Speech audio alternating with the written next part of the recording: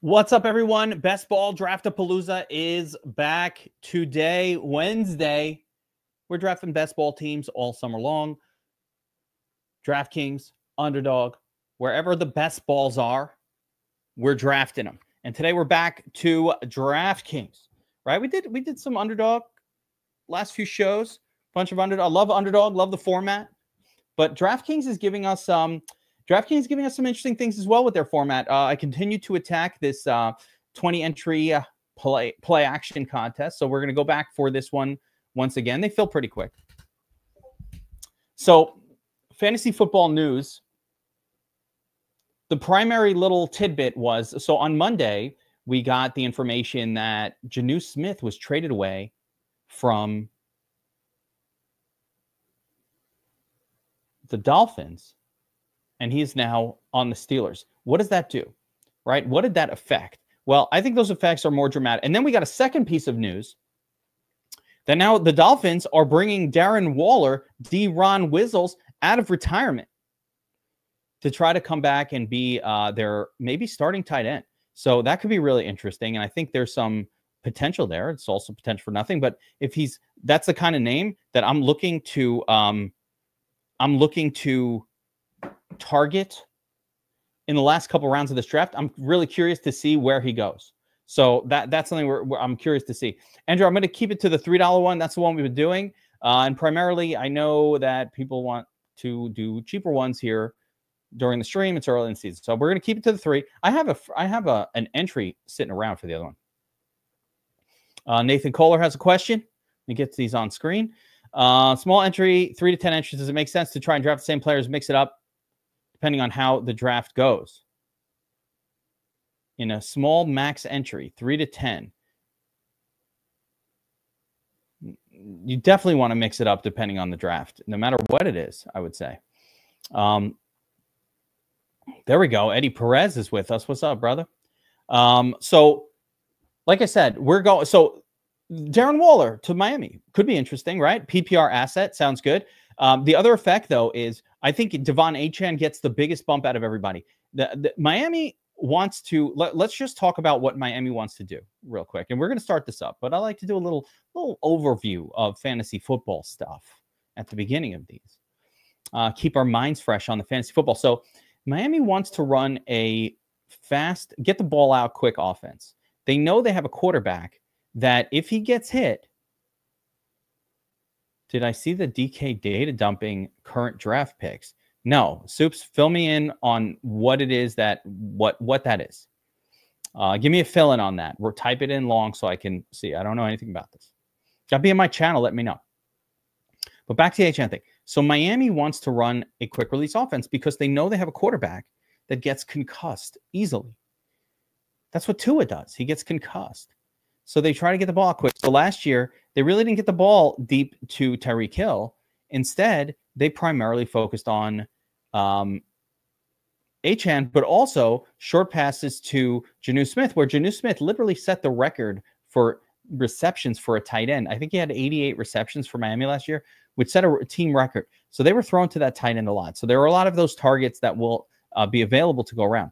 I think Achane and Waddle are the 2 primary recipients, but if a Waller comes in, maybe he's a 4 or 5 target a game kind of like guy. I don't think he's going to break DFS or anything like that at this point. His career is off injured, but he's a nice little last, you know how we like to add all those late tight ends. I'm going to add him to that mix of, tight ends that I like to add in those last couple rounds of a draft.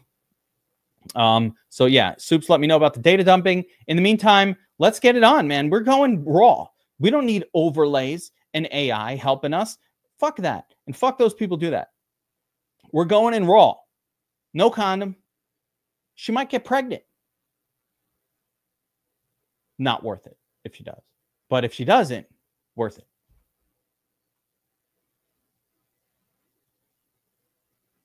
I just went to a really dark place for a second. I'm back, though. I am back, and we're back on the draft. So I just entered the $3, 12 entrants, 5 of 12 in there. So we're going to take a minute, guys, if you want to join me here. You know what? I have an idea. Why don't we get a refreshed ranking sheet going here? So I'm going to also show the process of, I've been updating my rankings Been selling my soul, working all day. Fresh rankings. So I'm going to show you guys how I do it. Right? Download for DraftKings upload. Just go right there. Data 5. I download my DraftKings. Go here. Edit rankings. CSV upload it. The same thing I just downloaded, I'm going to throw up in here, and bam. Now my new personal rankings are uploaded to this thing. So let's go back to this contest. Wait. Oh, save rankings. Cancel. Save ranking. There we go. Now, there we go. So now my rankings are in there. And if you want those rankings, instead of having some silly overlays and all that shit, go right here to NFL season long, right? On the DFS Army website. Then you're going to click on NFL Best Ball rankings. That's my rankings. I put these together. Some notes, little tidbits, notes for you guys, whatever you need. NFL Best Ball ranking. You can see my rankings. They're adjusting all the time. Still have more adjustments to do. We're still early in the offseason, but you're getting an idea. You go over to the DraftKings tab. Now, one cool thing about this tab is you can also see the difference between my current ranking and where their current ADP is. We're updating DraftKings ADP all the time. So you can see here, oh, Kevin's a little higher on Derrick Henry. He's a little lower on Justin Jefferson. Oh, interesting. A little higher on Devon Achane, Brock Bowers. Bucky, definitely a lot higher on Chase Brown. You know, we keep taking Chase Brown where we do in these drafts. It's like you don't even realize. All right, let's go back to this contest and see if we started. By the way, we still have 4 entrants left. So we're in the 1.5 million play action. You know, of course, I got owned because I was like, these fill really quick. So no big deal. And now it's taking time to fill, which is like live streaming disaster happening right before our eyes. So let's go back to my ranking sheet and just kind of go through this. So yeah, you can see here, this is the difference between my ranking and the current ADP. Much higher on Chase Brown. You know the names. If you've been watching these, the names that I'm much higher on. Kyron Williams, I don't see why anybody shouldn't be excited about Kyron Williams this year. I'm down a little bit on A.J. Brown. Don't have any exposure, but up a little bit on Devontae Adams, JSN, some of those type of names. Omari and Hampton, very high on him relative to the field. Rashee Rice, I don't really understand why he goes where he goes. I get he had a good run early last year, but that was before the breakout of Worthy and before the return of Hollywood Brown. I just don't think the targets are going to be there in the same way for him. So let's see here. Underdog will release the draft pick data after the BBM closes. See player combos. DK has a smaller site where they are dumping the data now, and it will allow for a huge edge in drafting different teams. Interesting. All right, so let's talk off air about that. Not even off air. I want to see the site, and I want to get I want to kind of see how we can dive into that data and discover actionable things. If we can know that certain combinations are not highly owned, that would give us an edge to target. Like if it's like, hey man, not that many people have like Penix to Drake London stacks going, which I think they will have.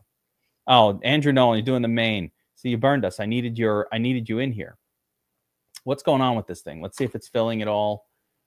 We've got 8 out of 12, 11 out of 12. So you know what? This doesn't show as it's filming on screen, as it's filling up. It just does.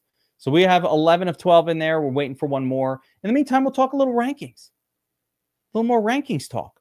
Omari and Hampton. You know the names. Why am I high on Omari and Hampton? I think that here, I have Omari and Hampton a full round ahead of his ADP in my personal rankings. Why?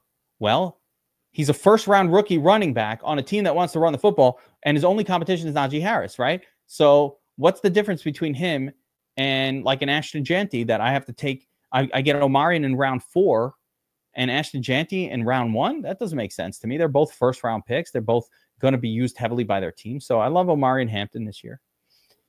Down a little on Marvin Harrison. Don't really think he's somebody who's going to help you like dominate as your WR1 this year. I could be wrong.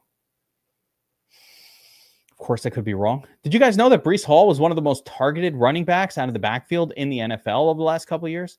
Who knew? The Jets were so shit, I didn't even notice it. But I would think that might come down a little bit now that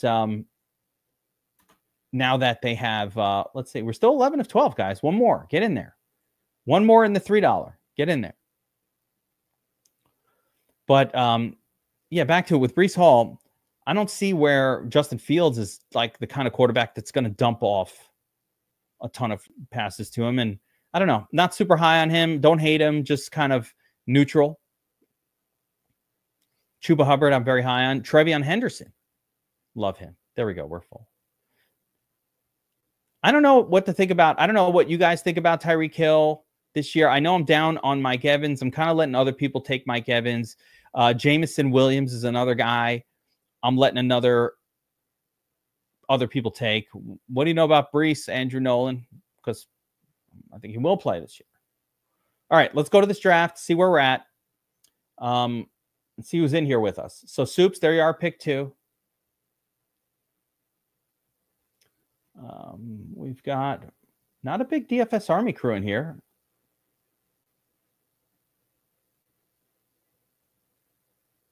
We've got Drago and Tattoo in here with me, all sandwiched together in a gross Army sound. It's okay if it's in a 3-way. It's not gay if it's in. It's not gay if it's in a 3-way, guys. Even though we're 3 of us, not gay. And then that's it that I saw. I don't recognize any of the other names, but forgive me if you're in here and I didn't recognize your name.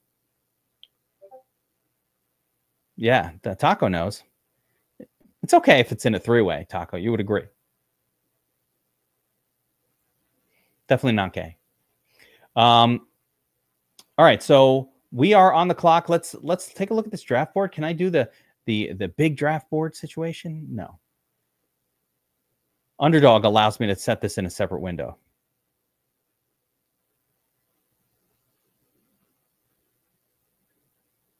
Yeah. Listen, I can get behind that too. I think last year was a disaster for Breece Hall in terms of like him going from, if you guys remember last year, Breece Hall was like pick 4 in your rookie draft. Oh, thank you for that, Soups. We'll take a look at that. But like, yeah, Breece Hall was pick 4 in rookie drafts, 5, not rookie drafts, in your fantasy football league draft last year. He was like first round pick. Now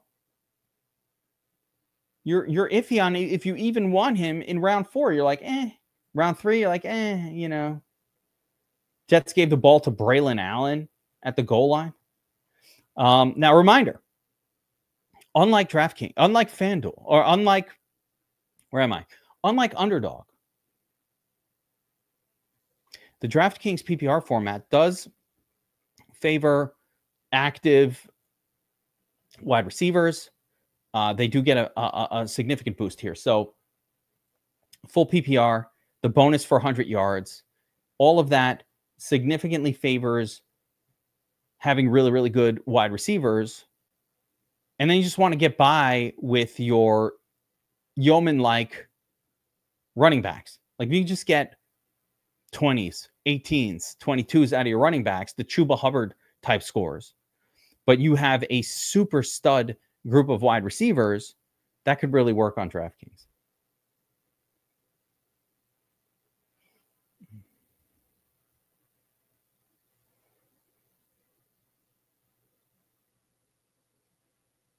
Am I crazy for considering Saquon for Janty? All right, so, you know, with your rules being set aside, because this is an interesting question, let's say it was a dynasty league. Ashton Janty has more value in dynasty because of his longevity than Saquon does, because the expectation would be that Ashton Janty will remember. All right, who went? Wait a minute. The Achan. Jesus. All right. Wow. Let's just note that Achan to the Klaus show, Mr. Saberson, making a stand on Achan. I don't mind Achan. I thought I was going to get him with my second round pick. That's crazy. So again, yeah, I would say Janty has more dynasty value than what Saquon has, because Saquon's career arc is probably in its last 2 to 3 seasons, where Janty probably has 6 or 7 seasons or more ahead of him. Speaking of Ashton Janty, I mean, dude, you're leaving him for me in round 2? Okay. Sabersim guy goes Brock Bowers after taking Achane in round 1. Klaus show.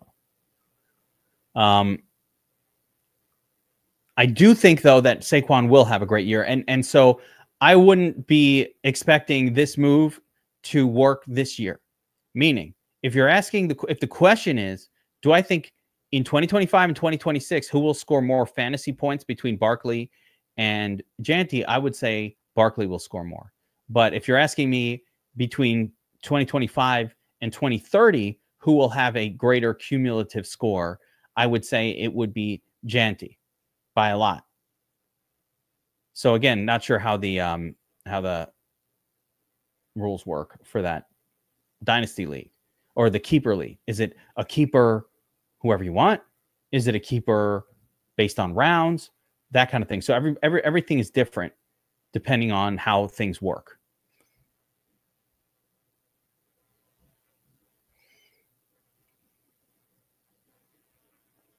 All right, just little look over at the board. Rob Crabb, AJ Brown in round 2 there. Again, I continue to think that is an insanely way too high spot. Why would you take, guys, AJ Brown, I get it. This is his ADP, and Kevin doesn't know what he's talking about, and that's fine. Geek, I don't know nothing. But AJ Brown scored 19 fantasy points per game in a full season last year, fully healthy. Drake London, 17. Brian Thomas Jr., 17. Ladd McConkey, 17. Rashee Rice, when he was healthy, 18. There's so many more. T. Higgins, 19. I'll show you so many more. Look how many names that come up after AJ Brown. He got 16. That come up after him. That scored more points per game. Of course, I love Chase Brown here. I don't know why James Cook. What? All right. Unexpected at the turn. Double chase with Cook. Okay. See what Soups does.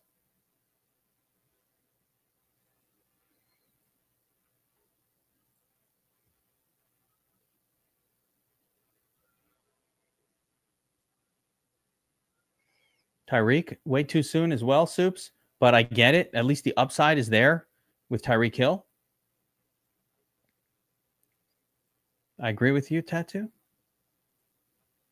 There's Trey McBride.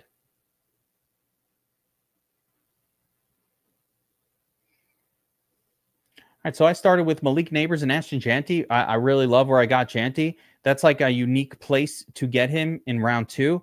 And so gives this particular lineup that we're building just a smidge of uniqueness. Reminder, the way that the playoffs work on DraftKings, it is a reset and a weekly playoff. So correlation does matter. By the time you make the playoffs, everybody has a really good team. Everybody has that player who like got you there. If it was like a crazy Saquon Barkley year where he dragged teams into playoffs, everybody has that. So you got to differentiate differently. You won't get there unless you have that guy just to begin with. The wild card takes Mike Evans. It's going downhill for him. Let's see here. I'm on the clock. We've got our wide receiver. Let's see, wide receiver group. Devontae, Garrett Wilson. I kind of like going this way. Running back group, still plenty of goodness left.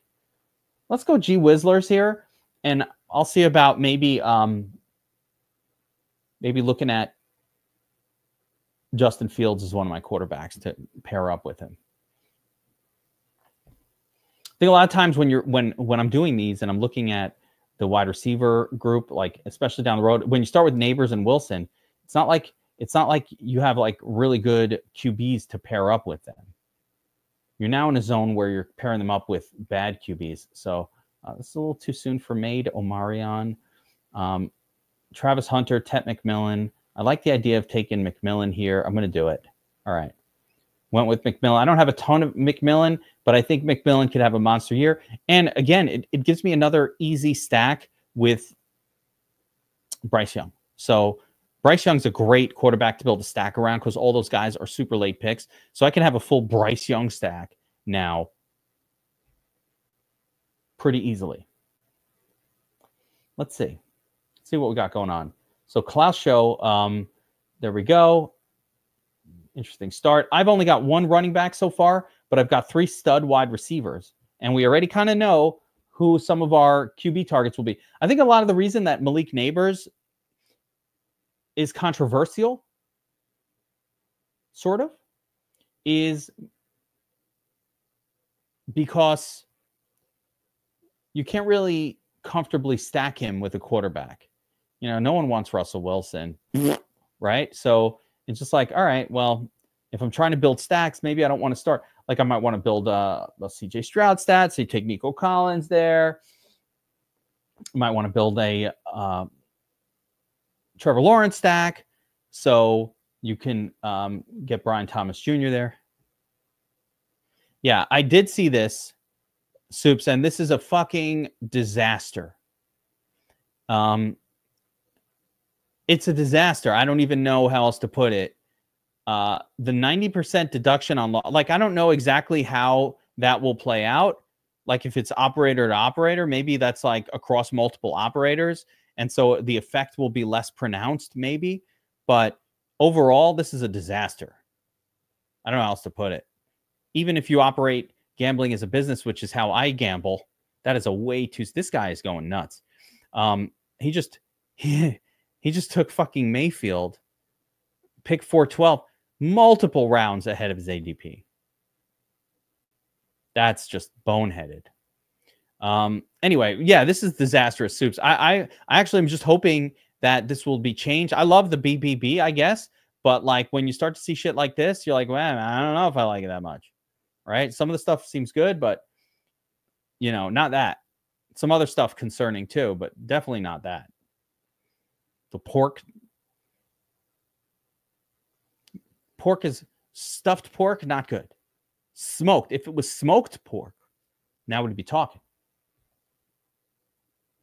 All right, I've only got one running back, so I need to pay attention. Still some good ones floating around.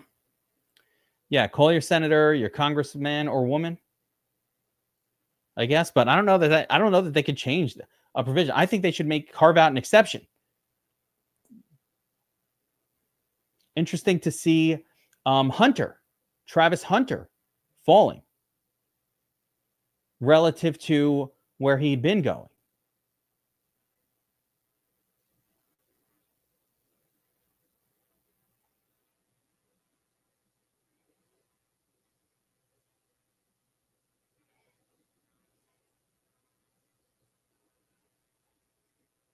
All right, I just took a dangerous risk. We'll see if that pays off, Cotton. Now, why did I take Ridley there? Again, I said it on the onset, guys. The Riddler. The Riddler. Starting, everybody forgot that Calvin Ridley is a WR1. There's Waddle. I love the Waddle pick as well. Ivan Drago, good stuff right there. And my dice roll did pay off, and I got me some Henderson with the pick. That's what I was hoping for. Thank you very much. So back to it. Ridley, stud WR1. Then he gets sent to wide receiver purgatory with Will Levis and whoever the fuck the Titans rolled out at QB the last couple of years was. And it was nobody good, because I know it wasn't just Will Levis, but Will Levis is so shit. I don't even remember who else was there. So we all forgot that Calvin, and then he was gambling. So he lost a few seasons, came back, was rusty. So this guy has had a fucked up career. But now he's on a team with a young rookie quarterback, first round pick overall.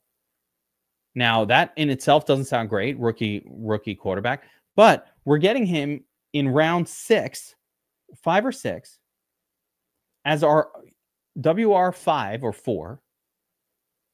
Is our WR4. And he's a WR1 on his team that got a ton. Even last year with the crapola, even with the crapola quarterback play that they had, this guy had games where he was getting 12 targets, 15 targets. So the team was horrible. They didn't score anything last year. And this guy did okay. Fine by me. I think he's going to step up massively. They did not replace him. Like, who went after him? Waddle? Okay, I can make an argument for that. Flowers? All right, fine. Flowers actually, 13.2. Full healthy season. Waddle was much better with Tua than he was without, so I'll give him that. Addison, a lot of touchdowns last year, so that's cool. Jerry Jeudy had a big year, 15 fantasy points per game. Jawan Jennings is a big name as well, 15 points. So they're definitely, there goes Kelsey.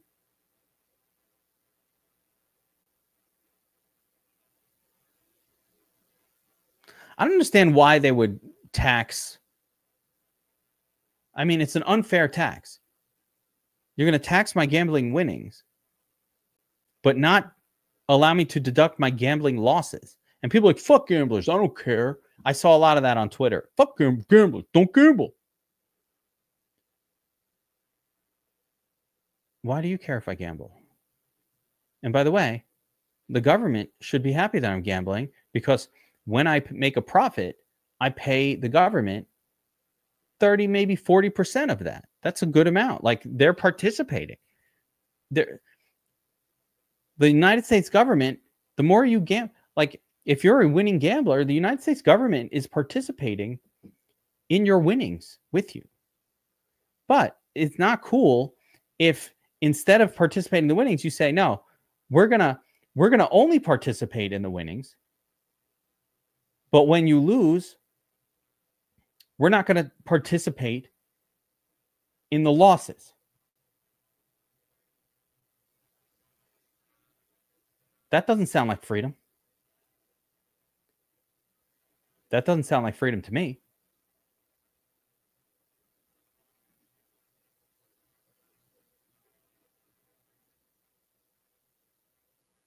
That doesn't sound great at all. All right, I need another running back here.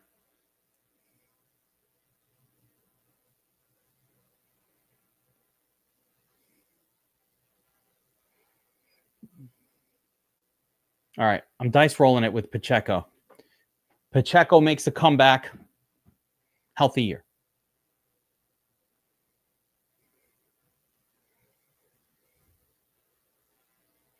Yeah. You should be able to deduct your gambling losses. It's not like you could deduct your gambling losses from your income, by the way. You can't do that.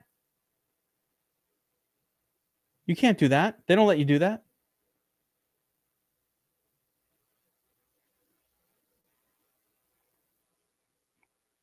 There's Fields paired up with Garrett Wilson, G Whizzlers. Yeah, you can't do that. You can't deduct. If you lose money gambling, you can't deduct it from your income. And the government says, we don't want you to, because we think that gambling is bad and we don't want to encourage that behavior. Okay, fine. I accept it. Fine. But if you're telling me, if I go to DraftKings today and I win $1,000 bet, and then tomorrow I lose $1,000 bet, and they're like, yeah, you can only deduct 90% of that, so you made $100. We want to tax you 40% of the $100 in between. Wait a minute. That's not cool. That's fucked up. Unacceptable. And there are also some, like, how does it work? Is it like if I win money today and lose money tomorrow? Is it per operator? Does it mean that basically, does that provision mean that I could do all my gambling on DraftKings at the end of the year, losses, gains, all negate? But if I did DraftKings and FanDuel, well, FanDuel versus DraftKings, that doesn't work. How does it work? What are the details? It's an impossible thing to even figure out. So does that mean like my DraftKings? So I could see this. If I make money on DraftKings but lose money on FanDuel, Or not even. I make money on both? I lose money on both. No, I make money on one and I lose money on the other. I can't negate it. So like DFS play, my DFS plays like that. A lot of years I'll be down X dollars on one side, but up X on the other side. And then I negate it. And I'm like, hey, yeah, I was up 50 grand on DraftKings this year, but I was down 30,000 on FanDuel, which is a pretty typical year. And all right, so I got a $20,000 difference, pay tax on the 20K. Fine. Government, enjoy. It's annoying because the next year you could lose that 20,000. It doesn't matter. That was last year. New year. Fine. Arbitrary December 31st. We cut it off. Fine.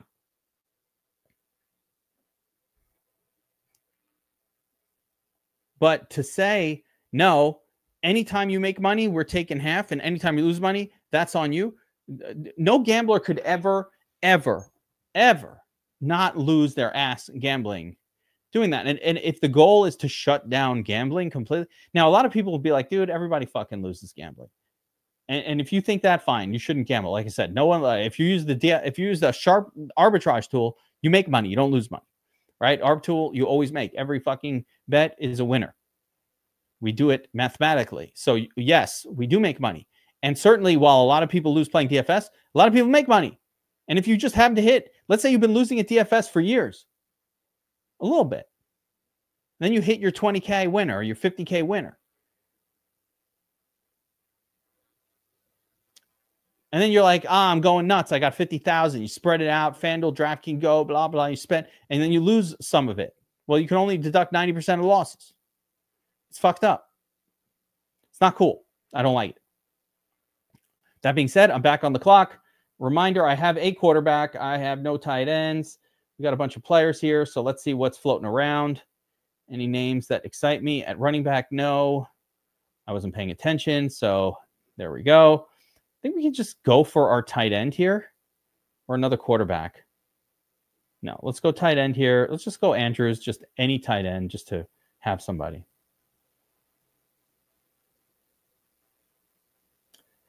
Yeah, so I have 4 strong wide receivers. Actually, just 3. Okay. I only have the 3 wide receivers. No, 4. I got 4 strong wide receivers. Yes. Okay. And sitting on 3 running backs, 4 wide receivers. Got a QB. Got a little bit of everything, but not a lot of anything. So let's see if we can start to build out on this. Wow. Let me go by ADP. Jonnu Smith still showing improperly.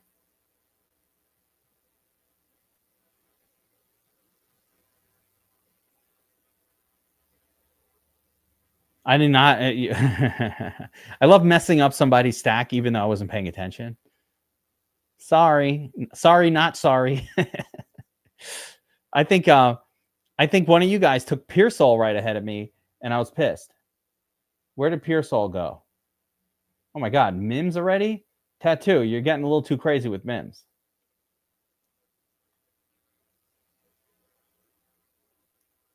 There goes, yeah, it was like Pearsall. Yeah, there it was. After Pacheco, I was hoping to get Pearsall, or I was going to take Pearsall first, but either way.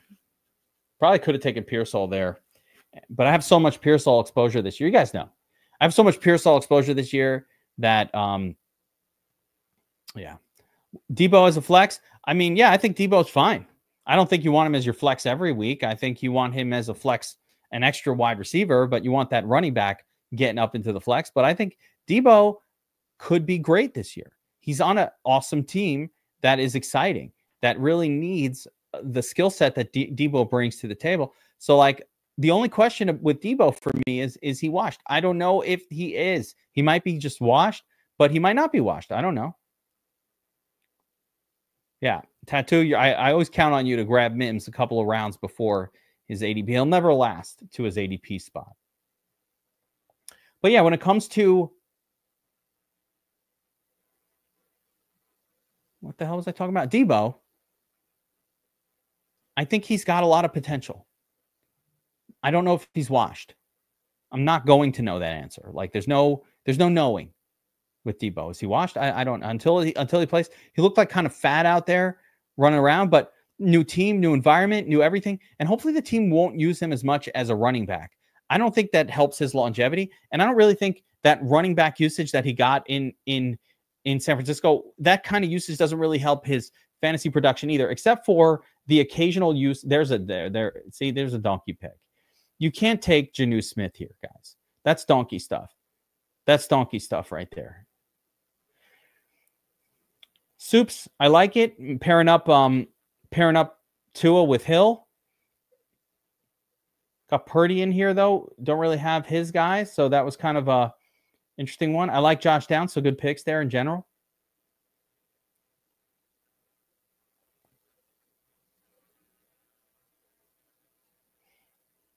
Let's have to keep an eye. I'm trying to watch the draft board, but I also need to keep an eye on the actual ADP board that's going on right here. Figure out who I'm picking next. Bateman. Kind of think about a second QB here, but I want to find a correlated one. I think it's too soon for Bryce Young. So let's not do that. Running backs, I don't like anyone left. Wide receiver group, pretty shit. Tight end, all right. Maybe that's how we go. Loveland, why not?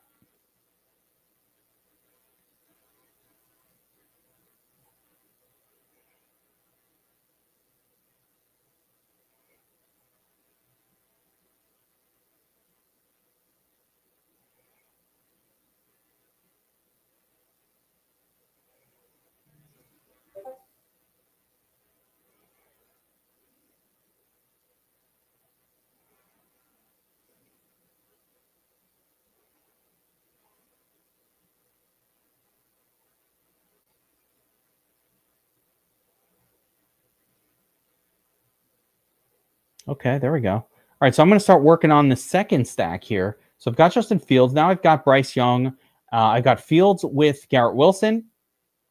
I've got Bryce Young now paired up with McMillan. So for the rest of this draft, I'm kind of looking at... Ooh, that's a lot of Week 14 buys. That Week 14 is going to be a killer, guys. Beware of the Week 14 buy.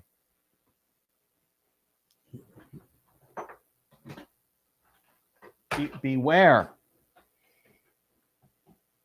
I'm starting to get hungry. That's not good.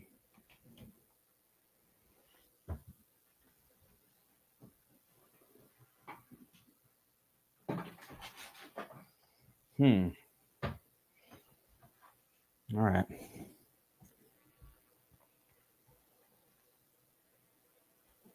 Where are we?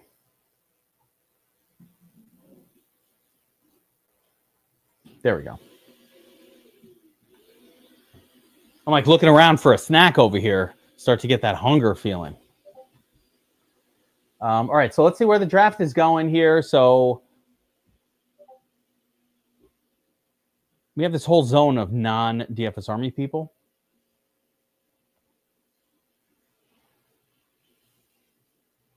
Back to Soups. Soups got Tua. Lance Burden. Need that second quarterback to Soups. Going back to it, though, this guy Skurs taking Jonnu Smith there. That's just donkey play, man. Not aware of the news, just following ADP. That's the problem with just following ADP.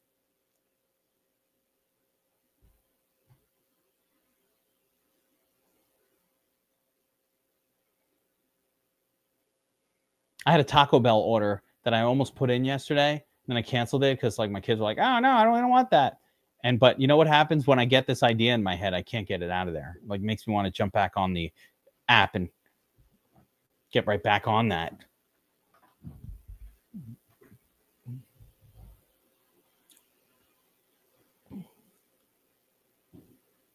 Yeah, DK is going to give you you're almost always going to get a donkey or two in every draft on DraftKings, which should theoretically, it should increase the advance rate. Are you guys, by the way, I'm definitely going to do a show at the end of this year going over the advance rate. I've now, virtually every draft that I'm doing is televised.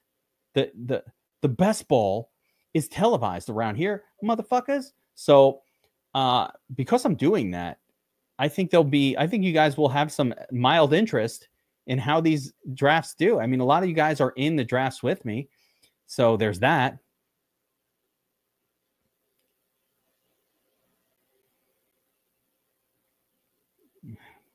We're like the same.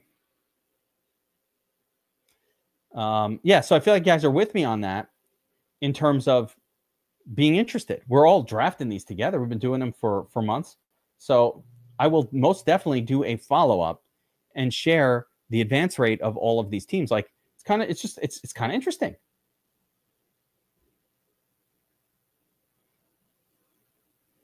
Ivan, that is a bad take right there. That is not a good take.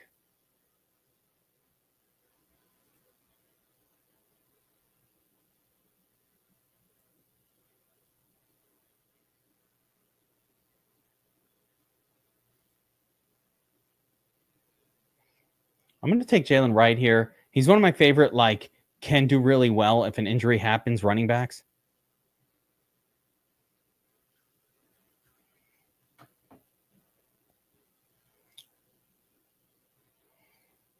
Dude, I mean, and then I feel like that combo that you just mentioned with Burrow in it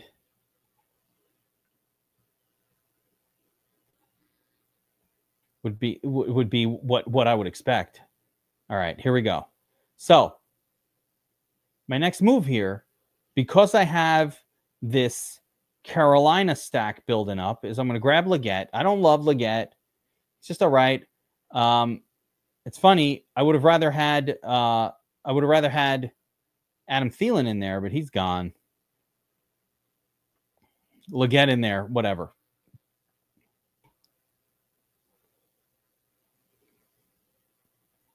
Tattoo, let me let you in on a secret with Wandy. Okay? Did he go? I would have normally taken Wandale, but I have yeah. So who took Wandy? The Klaus show. Ahead of ADP? No. That's about his ADP 160. That's the right spot for him.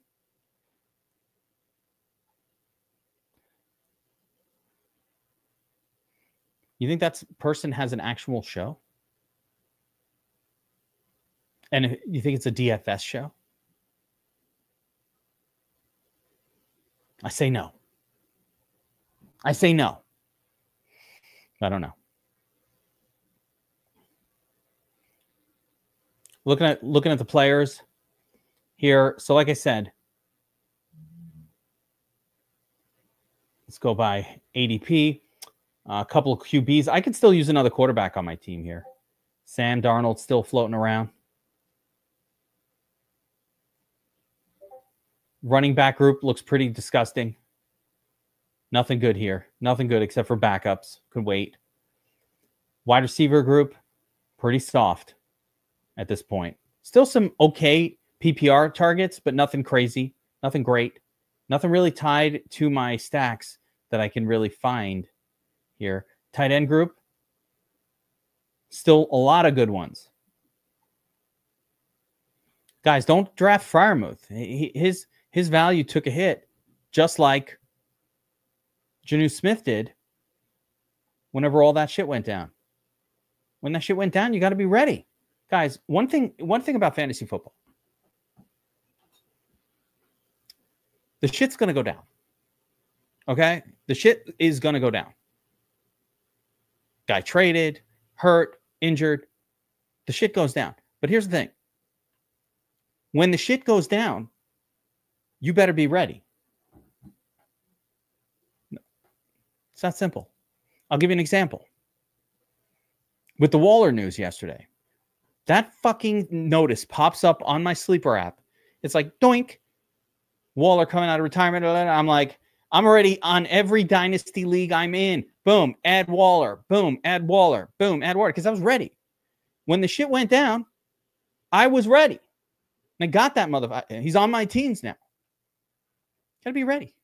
Back in the day, you know what I used to use for my cheat code of being great at fantasy football, like pre-2010, back in the early days, 2010, 2012, that year, that time frame, 2015, before most of you people were even born. I was playing fantasy football. And simply having like at that time, I don't even think this site really exists. I don't use it anymore. We have something similar now at DFS Army, but it's no longer like this secret that is great. But just having access to fantasy football news at real time was a game changer. And back in 2010, it was NBC Roto World or something like that I had, right? And I would get notifications. And that one subscription alone, or not even a subscription, just having that app or whatever the hell it was, gave me an edge on my players. And when the shit ran down, I was ready. The shit would go down, but I was ready because I got the notification. All right, I am going to continue to build out my Justin Fields stack by, wait for it, taking a third tight end. I don't like to take this many tight ends, which I had, but third tight end, Taylor, the rookie the Jets just took. It's a lot of tight ends. I don't know if it was the right move or not. I probably could have waited, but I did it. I didn't wait. I just did it. At me. What are you going to do? Fucking did it.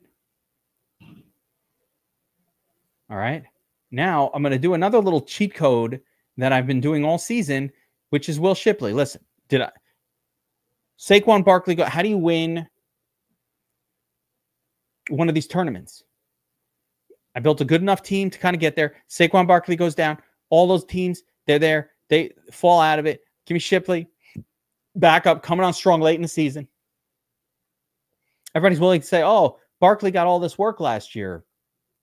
He can get hurt. I don't like him. Madden curse. All of these things. Well, you know what? If he does get hurt, you want to have some shares of Shipley. QB3, Jones or Russell? I say Daniel Jones over Russell.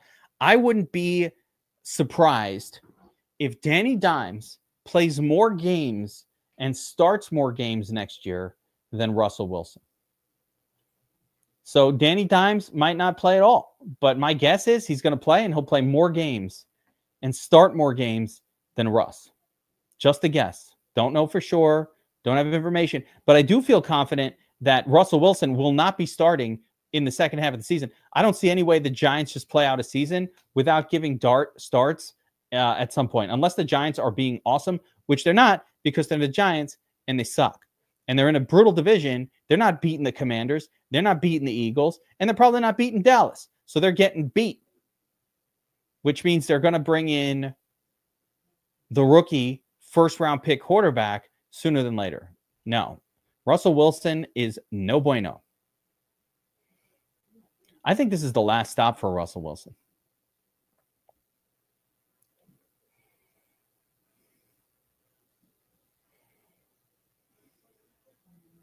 So we are in round. I can't even tell. What round is this? Pick 194.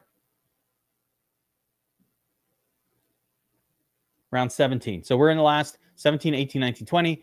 We have 4 picks left. See what's going on the draft board here. This is where you can take your turdly players.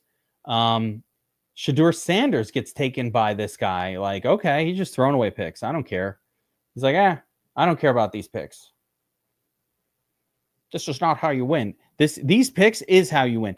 It was the late pick of Kyron Williams last year or 2 years ago? 2 years ago that won you your DraftKings Best Ball contest or your underdog contest. 3-4 years ago, it was Amon-Ra. 2 years ago, it was Puka and Kyron. Like you needed one or both, and that's how you won. And you were getting them around 15, 14, 16 in this zone.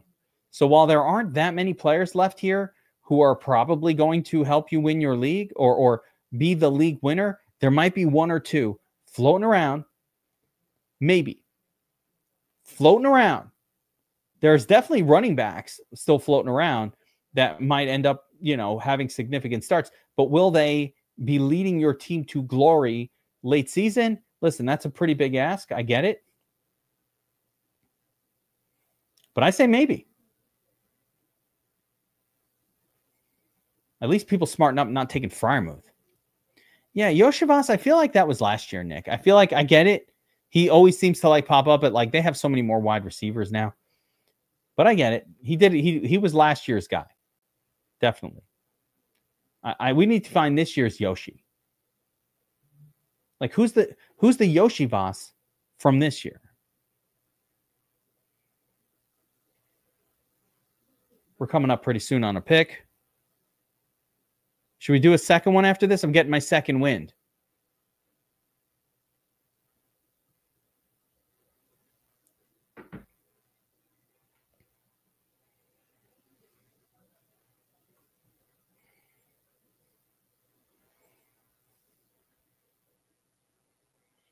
It's usually a running back who will be that guy that comes on late and really helps your team.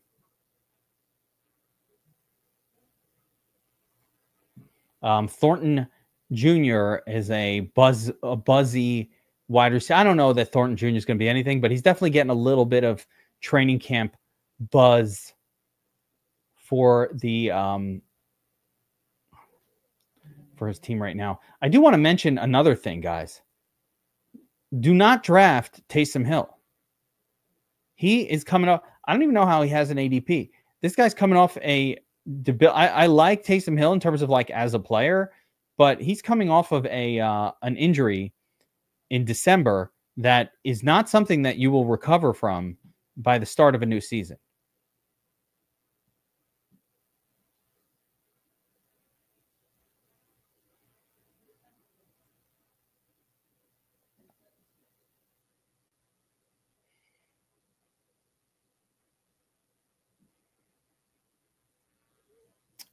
Yeah, basically the remaining players pool at this point is pretty shit. No one really of interest. The QBs are just backups at this point, except for Russ. But Russ and Dart, no one knows who's going to play. I guess you could make an argument that Joe Flacco could be interesting. But I'm hearing rumors now, not just the gentleman in the chat here who's been saying it, but I'm starting to hear little rumors out of Cleveland that it might be Kenny Pickett who gets the job.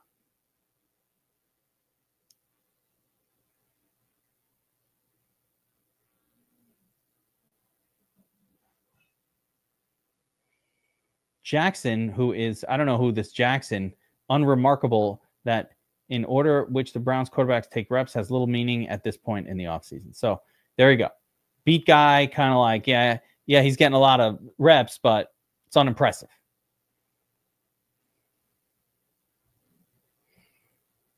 Yeah. For playoff scoring? I guess. I don't know. And yes, Andrew Nolan, especially on DraftKings, Underdog cuts it off at 18, and that's probably the better play to better spot to cut it off. By the time you get to 20, there's just nothing going on. I would take any wide receiver that had any life in them whatsoever at this point. Anyone with any sort of a pulse would be interesting. Wicks, Coker, he had a little pulse last year. It's okay. All right, he had a couple decent games. Why not? So, those kind of names, fine. It's funny with the Jets, the WR2 hasn't even been taken yet. That's how shit the Jets situation looks on paper. We don't even know who the WR2 is on there. I got Fields, and I'm all right, I'll stack him up. Who are you stacking him with?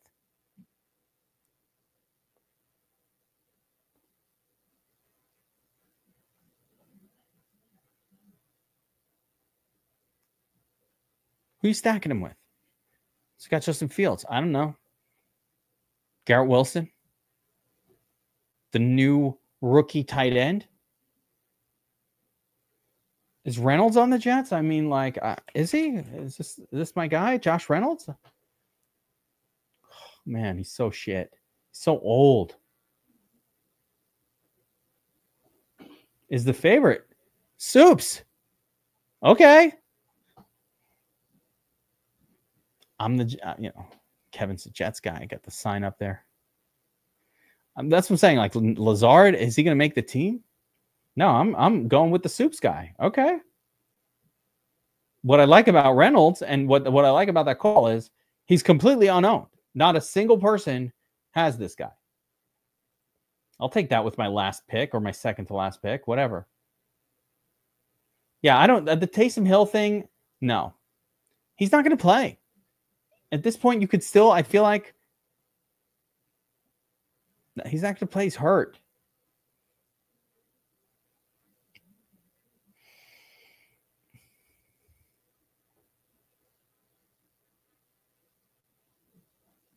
Higbee, I like. I think Higbee is one of the good late tight end picks. Like, why not? Look at Higbee. He had a good year, 11.2 fantasy points per game. Like, this guy was good when he played, finally. Why does nobody take Higbee? Higbee had as many fantasy points per game as, like, players who are going 10 rounds above him. I don't really get that. We got 2 picks left. Elik Ayalminator goes. So let's go with Coker here.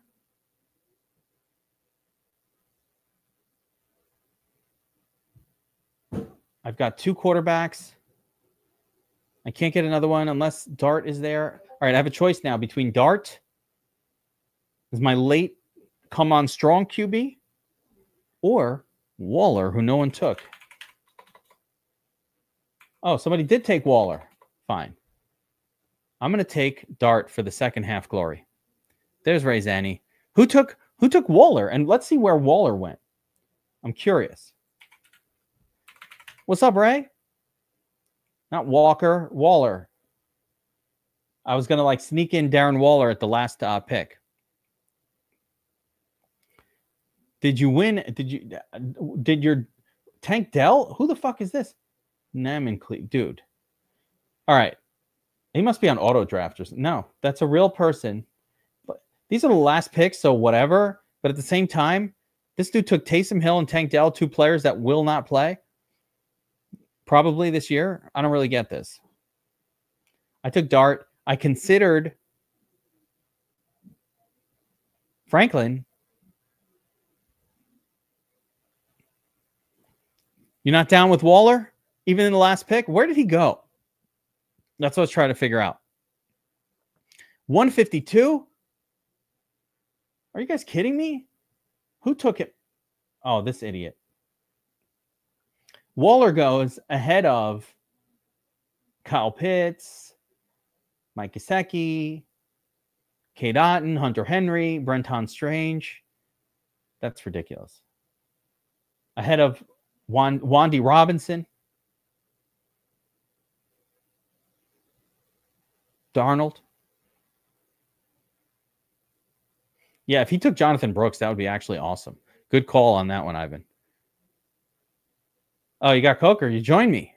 There you go. I like the sound of that. Built. So, all right, I'll do a quick rundown of some of these drafts here. Soups at the helm here. Interesting start in the sense that 2 super stud running backs, Barkley, Irving, great, love them.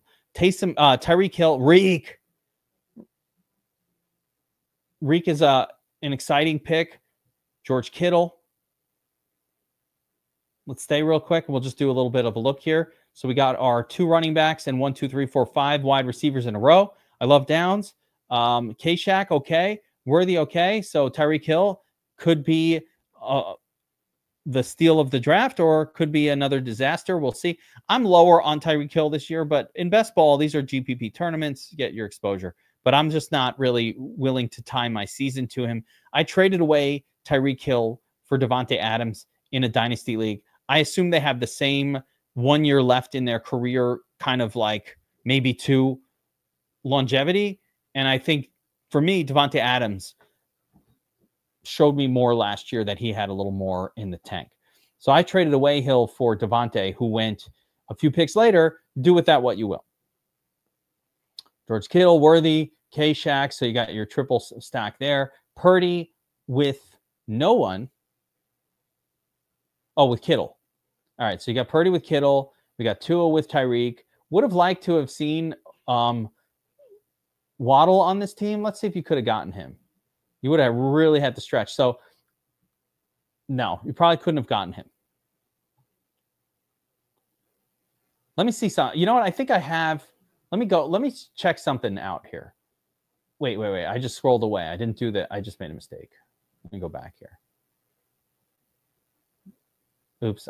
Back to contest. Hang on. Let me do this. I'll think about doing the main, Andrew Nolan. I have a. I think I have a. I had an entry that got voided, and now I still have to do it. Let me take a look at something in a second. But anyway, good draft, Soups overall. I like the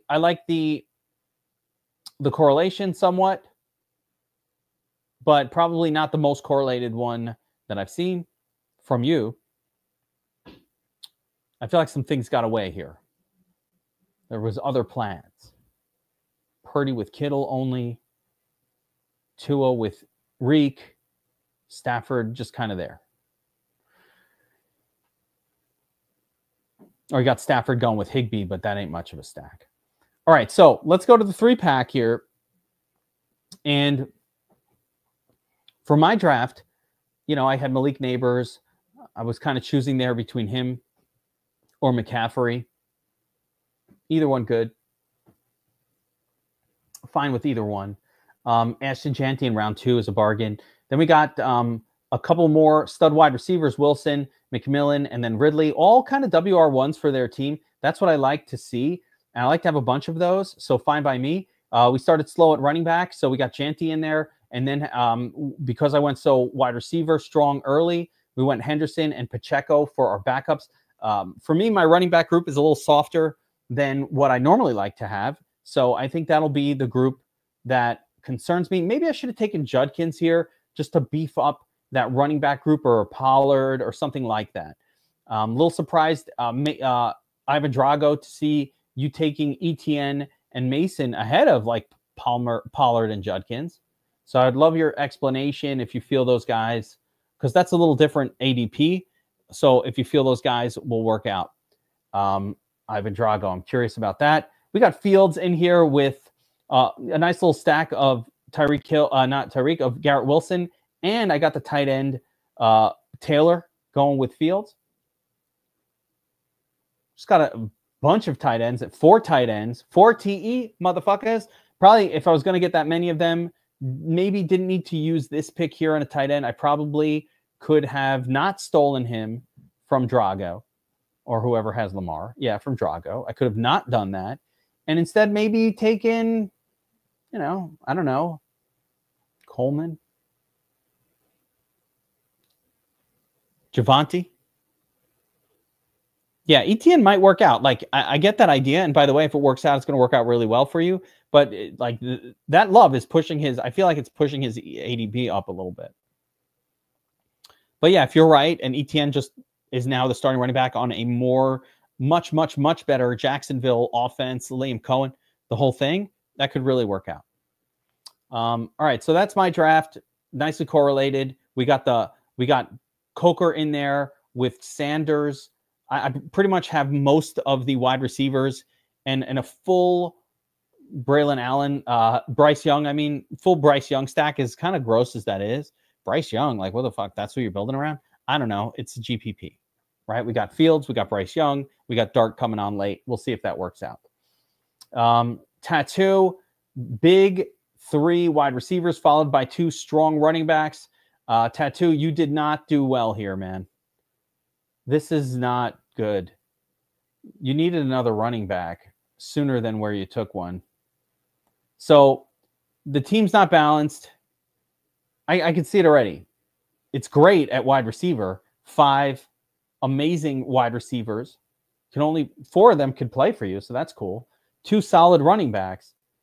But then more wide receiver, QB, and we only see our next running back here all the way down with Basil Tootin. It's not good. You needed a 3rd guy that's better than this. So who could, where did this, what could have been done differently? Right here and right here. Once you had only 2, right here / here, Take Pearsall, fine.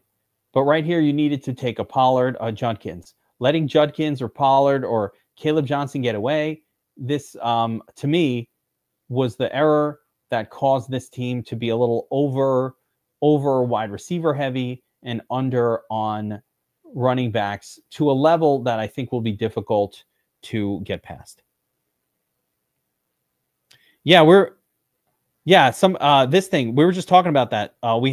Soups dropped the link in my Discord channel, so we're going to take a look at some of that, and maybe we'll talk about it, and maybe we'll look at that and analyze it on Friday, like on the Friday show. We'll dive into it. By the way, listen, no big deal. That's why we're doing $3 contests in July. I'm just saying, like, when you look at this tattoo, you're like, yeah, dude, I fucked up. I should have had a third, because RJ Harvey isn't really that reliable either. And so between that, it's kind of like, man, you needed another running back in there. And you have so much wide receiver talent. It's too much. Just do it a little more, I would say, a little more balanced and pay attention to the running back spot. And it'll be, so Ivan Drago, notice he did different. Spend the first and second round capital on running backs. Okay, get Studley at wide receiver. Got a super stud quarterback in there. And then a couple more nice running backs to level it all out.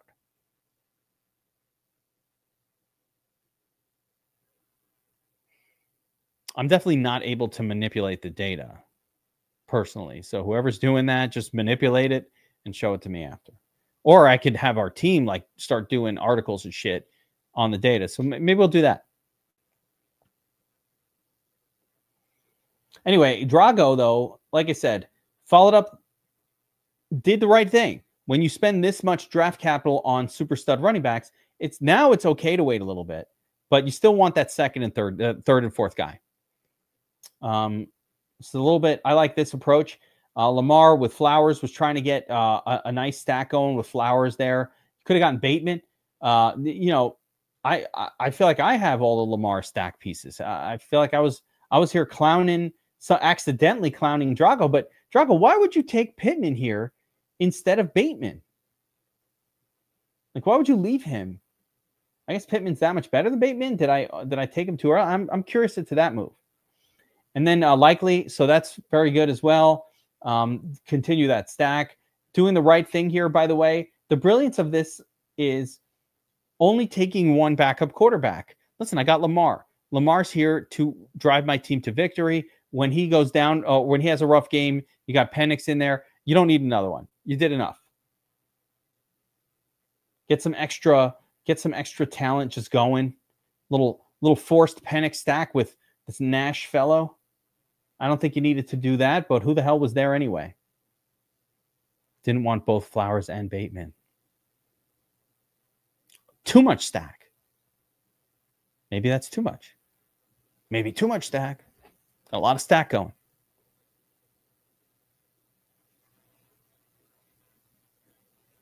Good draft, everyone.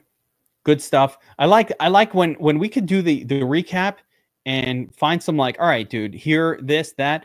I hope that helps us for our next draft. Like remembering, oh fuck, when I do too early, or when I don't do early running backs, I really want to hit 3, bam, bam, bam in the first 6 or 7 or 8 even. By that 8th round here on DraftKings, it looks like that's where the last of the sort of viable running backs kind of seem to go, and then you get into really crapola ones in round 9 and 10. So by round 8, you really need 3 running backs, and maybe 4 if you started late. All right, I want to check something out. I have a contest here that showing me I still need to draft it, as if I entered one, but I can, quote, draft it still. Let me see if this is real. I need to click on this and see what's going on. That might have been the freebie that I got, the get one free. Oh, no. It's not eligible for prizes. I can't even draft it. Oh, so that's a fake.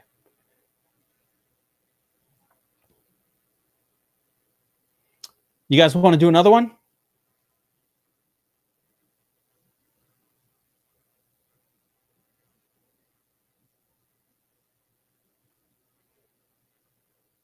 Yeah, use ChatGPT, by the way. That's the way Take that data, dump that shit in ChatGPT. Andrew Nolan's asking for a main one. Nick is saying, yeah, let's go. Soups is down. Do you guys are you guys down to do the DraftKings main, the $15 million, $20 entry contest? This is the ultimate throw your money away on a lottery ticket type of contest. So tough to get into. So many people in here. Fine. I will not be doing a ton of these. But you know what? We spend $20 on Underdog all the time. We'll do a Millie Maker entry here. $15 million prize pool. $2 million to first. It's a lot of money. Bragging rights. If you win this, it's crazy.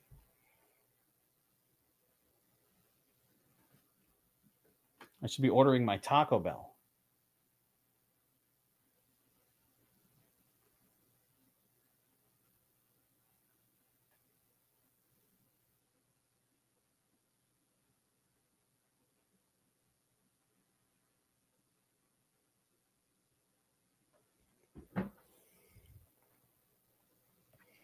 Yeah.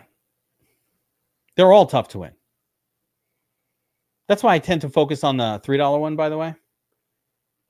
Primarily because they're tough to win anyway. I'd rather have 10 bullets or 8 bullets or 7 than 1. I feel better with 7 bullets than 1. And if my first place prize goes from 2 million to $500,000, who cares? My happiness at a win is about the same at 200,000 as it would be at 2 million. Like, let's talk about the happiness that we get from a win, right? Now, you might be thinking, Kev, listen, there's a big difference between 2 million and 200,000. 2 million is borderline life-changing, whereas 200,000, I wouldn't call that life-changing. I would call that like nice, right? You might pay off a mortgage. Cool. It does change lives, and it probably would change. It wouldn't be life-changing for me at all. It wouldn't change anything about anything that I ever do. Buy another cat. 200,000. 2 million. Is that life-changing? I think yes. I think much more likely to even truly, like legitimately, lifestyle change you somewhat. And if that just means moving to a different house that's a little nicer. Oh, we're in here. We are started up. So if that just meant like moving to a different house that's a little nicer, yeah, you could start a business. I mean, listen, business is to make money. You don't need that much money to start a business. You could start a business with a lot less than 2 million. But like, yeah, think about it. The difference between, this is an interesting just thought, the difference between like 200,000 and 2 million, you win a $200,000 contest versus a $2 million contest, is the, yeah, listen, hits nice is not life-changing. Hits nice is like, so $20,000 win for me would be like, great. Now I don't have to make deposits on my DraftKings account for a long time. That's kind of how I'd look at that. Yeah, you'd be in there with me. I love it. We'll get you in there with me. Need some partners. Is it life-changing? It's a really interesting question. Like, because there was a study done on the marginal cost of happiness, right? And it's really interesting psychologically, and for gamblers and people who wager, risk takers, and we're all that. We're all risk takers here, right? We're here. We'd like to take risks, even if it's risking $20 here to try to win 2 million. We're risk taking. So why do we do that? What's the benefit? I think about this a lot. Like, all right, people who bet on sports bettors, but it's a risk taking. Steve is in here. Hackman. Let's see who's with us here in the draft, by the way. But just to continue this Soups is there.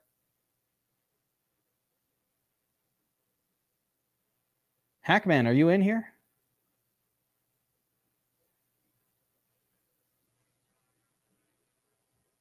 I don't see you. Anyway, we're going to take Saquon Barkley. I'm just going to go chalk with pick 2. Not going to get cute. I don't get cute on the first round. Slow down on the PLTR. Like, I wouldn't put my 200K into Palantir just today. It's so expensive. It's so expensive. That's not where I'd plow that money. But let's say 200,000. All right. We can talk about what we would do with the 200,000. But again, the first thought was like, how much of a difference is it to win 200,000 versus 2 million? How much of a difference? Yeah. Well, that's fair.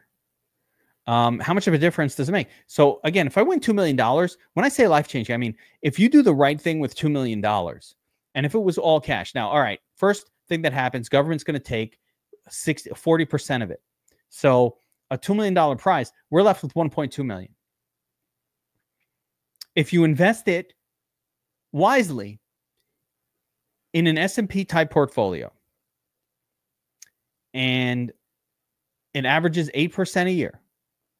So in year one, that 1.2 million should return about $100,000. And now I want you guys all to put your mind around what $100,000 is. That's like how much you make at your job.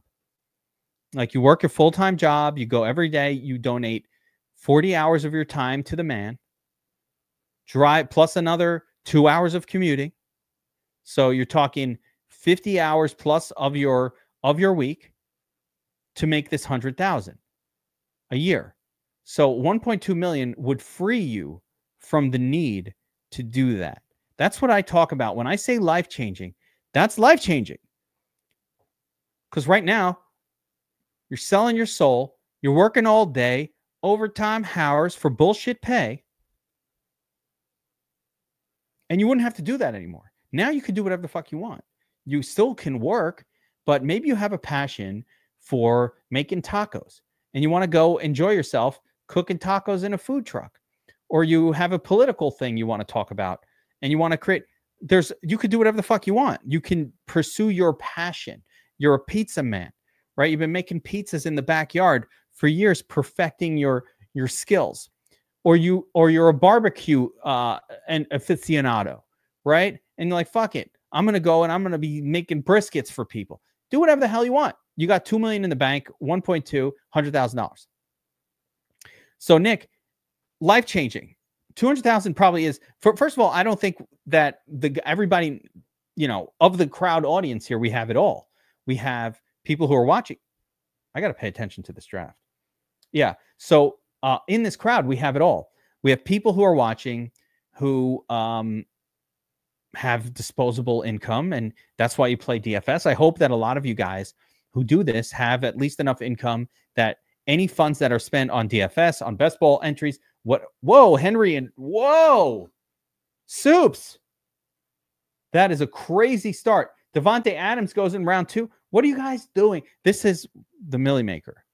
This is the donkiest. This must be the donkiest of all of the contests. All right. Eddie Perez says he's going to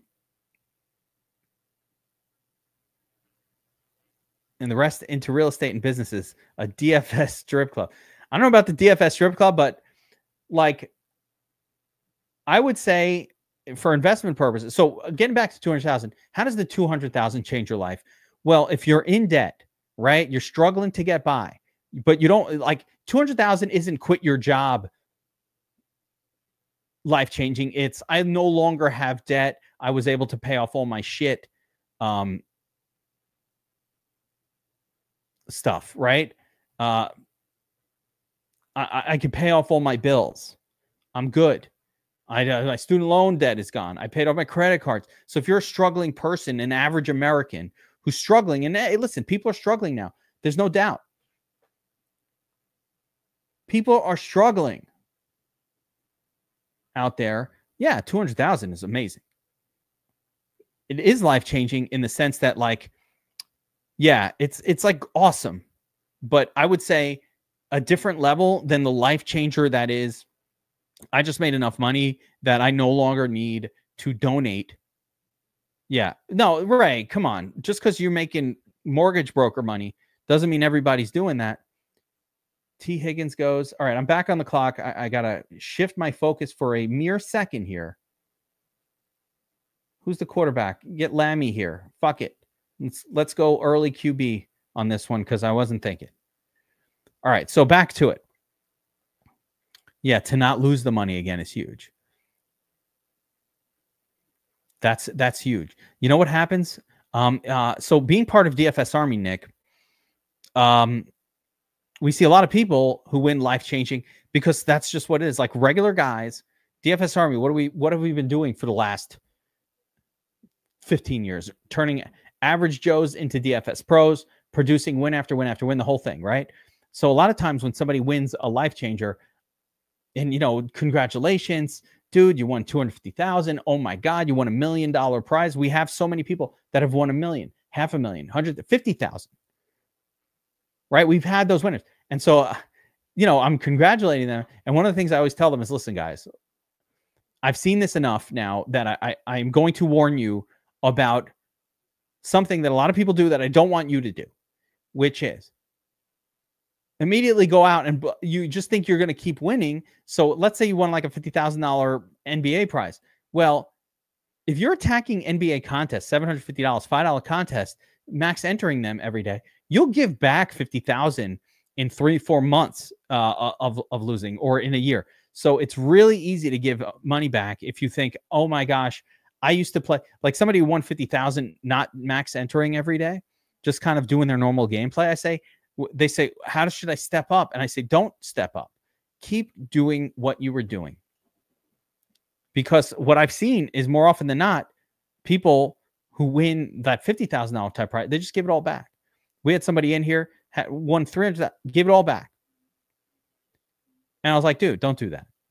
So I'll get in the DMs and be like, you need to, don't increase your pay. So somebody who might have been maxing out a $3 contest or a 50-cent contest, all of a sudden they're doing the $20 Millie Maker every week. And that's $3,000. I'm like, you max this out every week on a football season, for example, you're going to give back $40,000 or some amount close to that. We expect to lose 50, 60% when we're max entering. So like if you're doing $3,000, you're going to lose $1,500 a slate until you win one. So you got to be careful. Get excited. You get overexcited. But yes, so now let's get back to the $1.2 million win. You win this contest. You win $1.2 million. Give the government 40%. All that's left is $1.2 million out of the two. Nick, you had some good ideas. So like, what are you guys doing? Somebody said build a business, buy some real estate. How do you protect the funds and set yourself up so that you never have to? You might want to. You should work. By the way, I think people should have a job. I think most people, idle time is the devil's plaything. We need purpose in life. If we don't have purpose, we fall behind in our life goals. So we need purpose. Yes. That is critical. You got to learn. Nick, I talked about this earlier. I'm horrified by that one provision of the BBB. I don't even understand how it's a real thing. I feel like it needs to be corrected. It's unfair and it needs to be corrected. Unfair, unacceptable. It will ruin sports betting. It's definitely going to ruin arbitrage betting as well. And so I just think it's unfair. It's unacceptable. It's not why we didn't set up. I'm almost forced to take flowers here, guys. Yeah, I have to do it. We didn't set up the tax system to burn people the way that new law burns people. And if you don't always talk about, we talk about at the onset that some provisions supposedly in the tax bill that's going through right now supposedly states that Wow, I can't believe you took Omarion. Just fucked up my shit.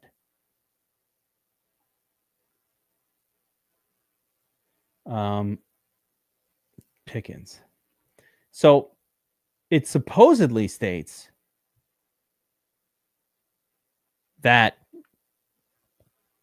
if you win $100,000 gambling and you lose $100,000 gambling on various gambling sites,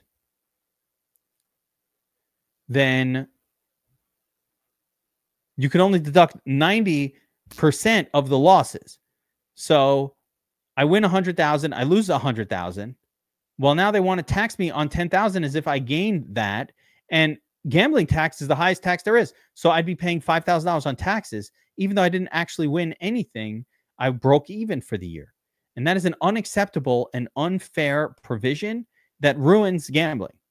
So we have to find out the details of it. It doesn't kick in until 2016, but it might mean that we have to do all of our betting, our wagering exclusively on one platform. Maybe it's platform by platform. I don't know how it's calculated.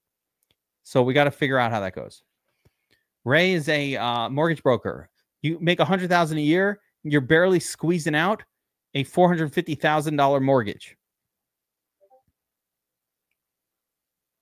which sounds like a lot of money until you find out that you can't buy. There's no houses for $450K. So yeah, times are tough. 1.2 million. If I had it, what would I do? What are your options? So think about risk. You take a lot of risk. You got that. Maybe you don't want to take risks with it. I think the safest thing would be, and probably the slowest growth / least quit your job level. You put it in muni bonds, right? Muni bonds, tax-free munis. You get about 4, maybe 4.5% on your money. So 1.2 million pay you out about $50,000 a year, completely tax-free. Probably not enough to live off of.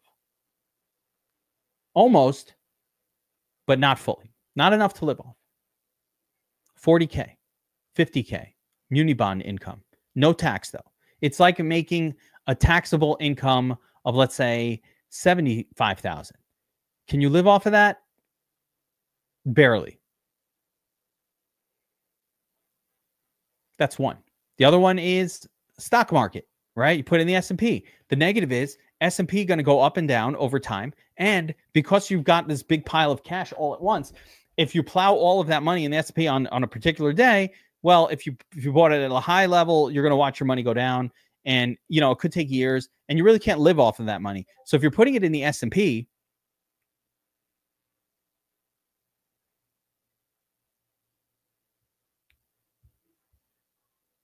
if you put your money in the S&P, you need to let it compound. You're not really putting it in there to take it out the next year.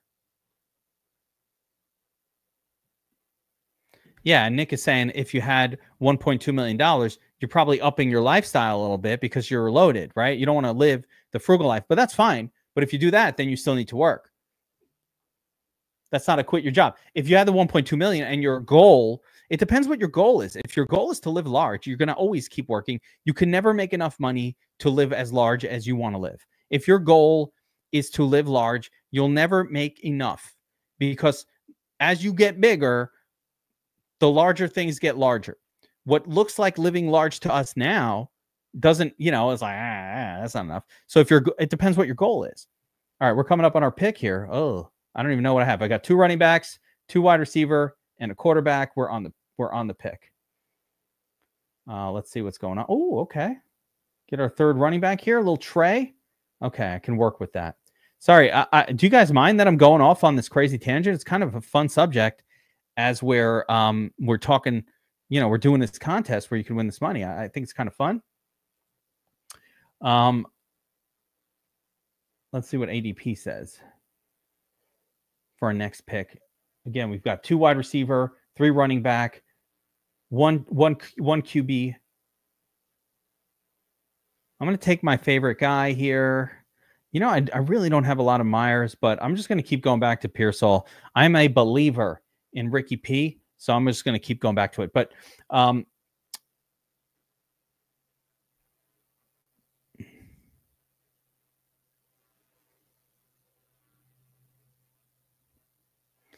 puppy butt super flex is fun. We'll do one of those on Friday. Let's do a puppy butt super flex on Friday.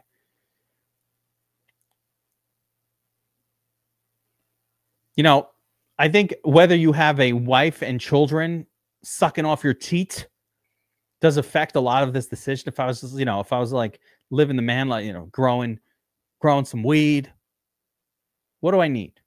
An office, some sunlight. We don't need much. But like, it depends on your lifestyle and what your goals are. If your goal was, I want to get to the point in life, and that's why I was bringing up that Oliver Anthony song, Rich Men from Richmond. If your goal is to get out of the grind, working for the man, and you win 1.2, and you're just like, I'll live a simple life.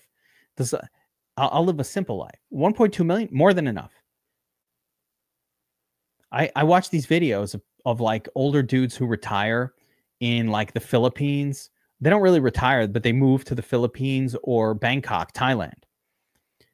And they're like, yeah, dude, in America, I was just like some guy who worked in a cabinet factory, and made my $65,000 a year. I was just another schmuck. Women wouldn't look at me. I wasn't wealthy enough. I got divorced. They're usually divorced, and my wife was a bitch, and I got divorced, and now women will look at me. I'm considered poor. And then they go to Philippines or Thailand, and they're like the rich men north of Richmond. They are that guy. They're like, oh, this guy makes $60,000 a year, or he has this money that he's got, he's getting $60,000 a year from his, $1.2 million DFS win, the best ball. And now he lives in Thailand like a fucking king, or in the Philippines like a king, with hot chicks everywhere. Everybody knows your name.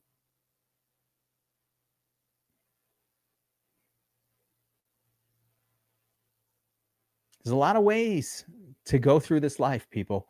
There's a lot of ways. Darnell Mooney. Good pick.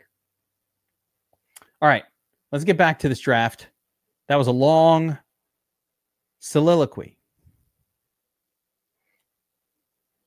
I like this. Are you with your hill country acres, you throwing some cattle on there? A couple of Texas Longhorns? Are you doing anything with it? Are you homesteading? Live off the land? You know what I mean? Like, what are you doing there? You got your acres. Go to El Salvador with 100,000. I don't know if that's real. I think El Salvador's safe now. No, there's no crime in El Salvador. They got them all in that giant super prison. There's no crime. It's like the safest country. El Salvador did it right. I want a super prison like that here. We need one. Yeah, see, this is what I'm saying, Eddie Perez. Like, a lot of us dudes, I think we'd be pretty happy just living that lifestyle. Give me my horses, go back old school. Fine with it.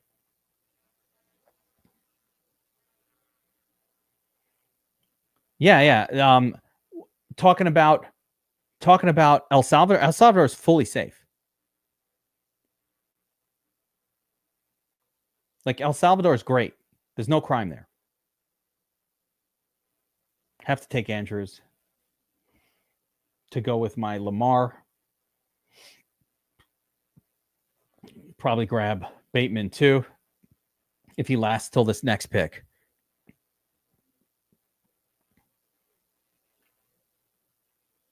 And see, that's what happens, man. You got to do a lot of these drafts, if only to get that stack that you've been trying to get this whole time that never seems to work out. I'm going to get Mason here. I think it's a little early for Mason. I rarely get him, but I do think Mason has a lot of upside this year. And, he's probably going to be the goal line back, like right off the bat, but I just think he has that starter gets hurt upside with Aaron Jones.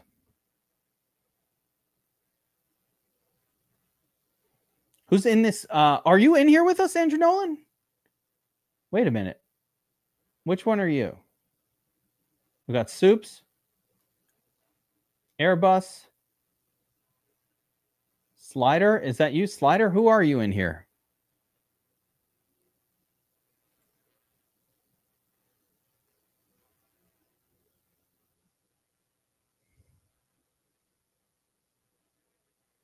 Yeah, El Salvador is not scary anymore, man. They fixed it up. They cleaned it. We need those super prisons. The super prison thing is the greatest thing ever done. People who complain about that are fucking morons. El Salvador, crime everywhere. MS-13 going nuts, chopping heads off with machetes. It's a brutal way to kill someone with a machete. Going around with machetes, slicing people up. They just rounded all of them up. They knew who they were, and they threw them in these supermax prisons. And anybody who does any kind of crime, you're gone over there. So if you're a criminal, I wouldn't want to go to El Salvador. Not a good place to be. Normally, that doesn't work in third world countries because the criminals tend to have enough money to bribe effectively what are corrupt officials. So how they pulled it off in El Salvador, I don't know. But basically, you need an uncorruptible person at the top in order for that to work. Well, like, why would you ask? Why won't they just do that in whatever other country is fucked up right now, right? Like wherever crime is crazy. I don't know which South American countries are a problem, but whichever one it is, you would think they could do the same thing. Like Mexico. Why don't they just do that in Mexico? Mexico's a problem. It's too corrupt. There's no one at the top who's going to allow it.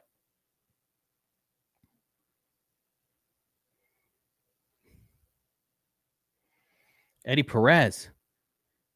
That is a crazy story. Your uncle liked being in prison. He got to live for free. This is what I'm saying. Somebody like that, you need to get on the, does he not like working? Or he's just like, I wonder if you don't like working or you just don't like working for the man. A lot of people who don't like working, that you might find that if it was like on the homestead, on your ranch, your $1.2 million ranch that you buy, and you said, Eddie, and you said, Uncle Curly, come out here. We got the cattle. We need somebody to rustle up these cattle for us. And then Uncle Curly's like, all right, I'll do that. All right, yeah, that seems fair. Oh, we built a beautiful Lamar stack. Completed. This should be like action complete. Lamar, Zay Flowers, Mark Andrews, and Bateman. Ding, ding, ding. Stack complete. Should I go with should I look for Isaiah Likely? Oh, he's already gone.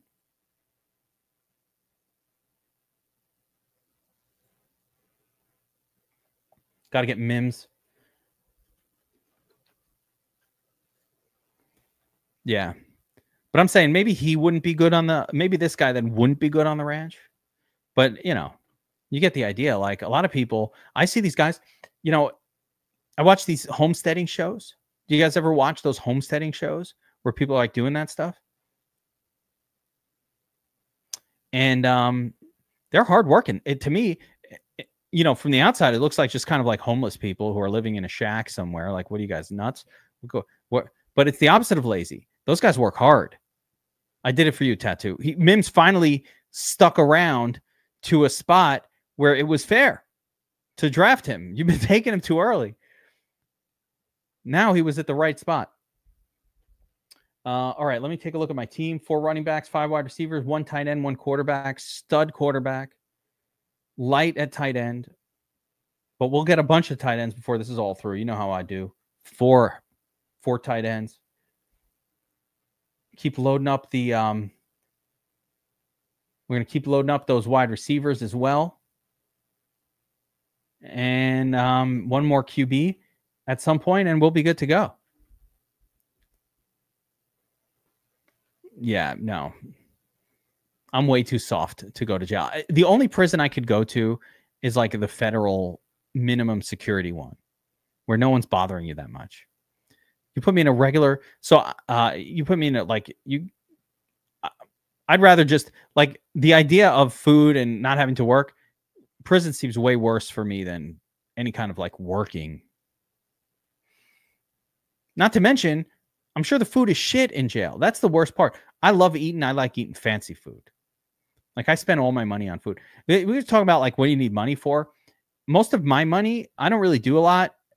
I don't buy a lot of fancy things. Oh yeah, Eddie, you've thought this through, man. 100%. The first words that come out of my mouth if I had to go to jail was, I'm a woman. Send me with them. Even those bitches will like beat the shit out of you, but at least it's not that bad, right? You know, at least whatever you're taking, if you have to take one, you know, they'll just might use you. I'd be fine with that. Yeah. Go to that jail. Definitely the first thing you say is I'm a woman. The best pizza spot. You know, yesterday I was in Manhattan and I was right near, I couldn't go to it because it's a sit down. You couldn't get a slice, but I was right near the original Patsy's, which is great pizza. It's a little older school than what like is the sexiest right now. There's a place called Lizardo's in Midtown in Manhattan that I believe is the best pizza in NYC. It's not the one. There's a place that gets the annual ranking of best. It's called like El Pizza Napolitano or something like that. Pizza Uno Napolitano or something. Like, it's the hottest pizza place, but they serve Neapolitan style pizza. And so to me, that's just a different thing than like a New York slice, like a New York cheese pepperoni slice. The Neapolitan's its own little kind of thing. It's different. I have a good Neapolitan place by my house, but it doesn't scratch the pizza craving. It's Neapolitan. It scratches a different craving because it's awesome.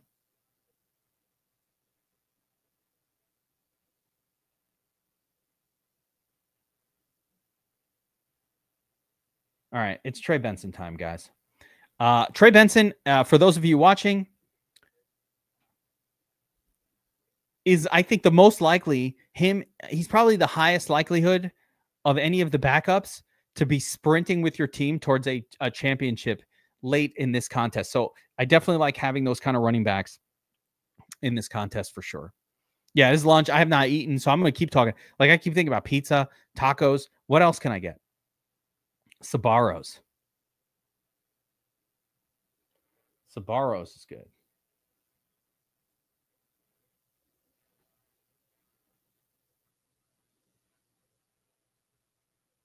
That second QB at some point as well. Wow. You guys really hammered the quarterbacks. I forgot to pay attention. So I just added Geno Smith.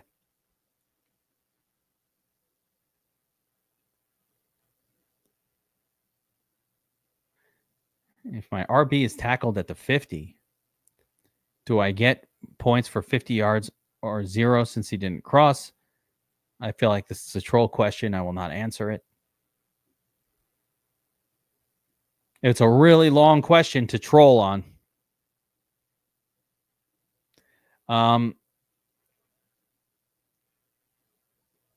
Yeah, October. Lizardo's. Look it up. I think Dave Portnoy gave it a 9.3, the highest grade. There's, I mean, the most, by the way, Eddie Perez, if you come to New York, John's of Bleecker is a really easy one if you're in so Manhattan is a big place, and you have downtown, midtown, and uptown. And they're all really different vibes. Like downtown, the West Village, John's. That's the known spot for amazing pizza. Midtown, there's so many great spots in New York City, though. The old Jackson Hole, the original Jackson Hole hamburger joint, kind of mid east side. Yeah, Lizardo's. Hang on.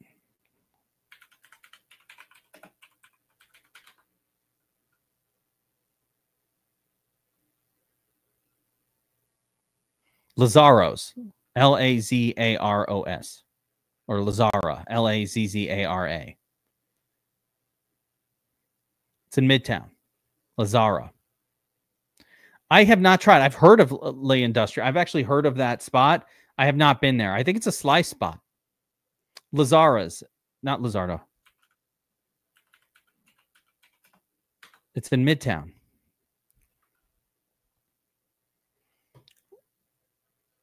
Lazaro's. Or Lazara's. I don't even know how the fucking, what is this place called? Lazara. Lazzara. Lazara.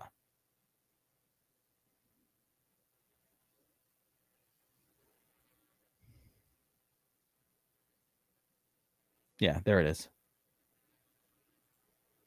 Am I on the clock? Did I just auto pick? No. All right, we're coming back up though real soon. What's going on this draft board? Couple picks away.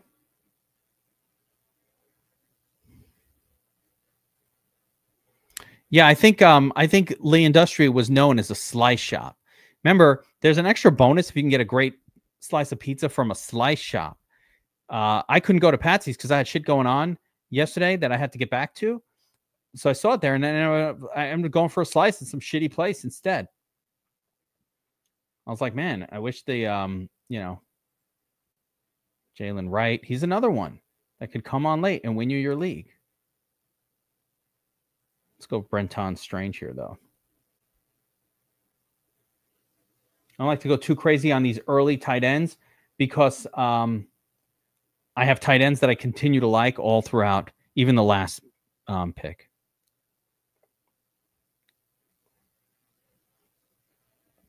Will dart cookout? Wait, you have darts? Oh, I thought you did darts last night.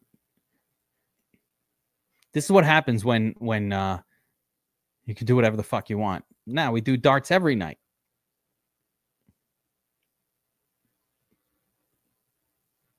We don't care. Oh, I'm on the clock. Shit. All right. I wasn't paying attention. I was on the clock again. I took right. So I'm now soft at wide receiver relative to my other position groups, but I have a couple of, possible late season surging running backs on this team. I kind of like that setup. So we'll need to, my wide receiver group leaves a lot to be desired on this team. Yeah, big time. Only 5, way too few. So we'll have to get lucky with some late wide receivers here to balance this thing out.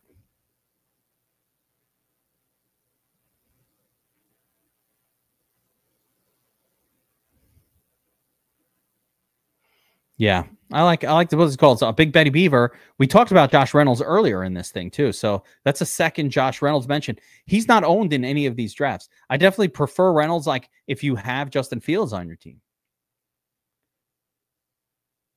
Where are you from? So Grimaldi's, I like that you mentioned that because Grimaldi's is an offshoot of Patsy's.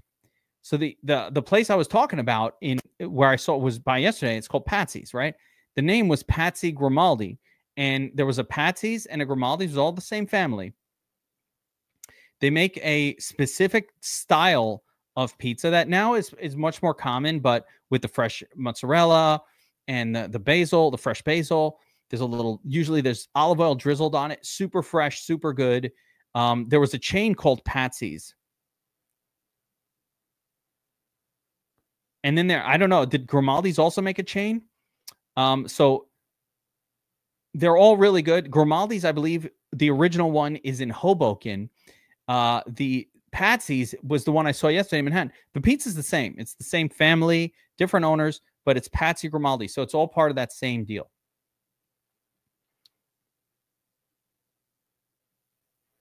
Listen, Juan Pablo, here's the deal.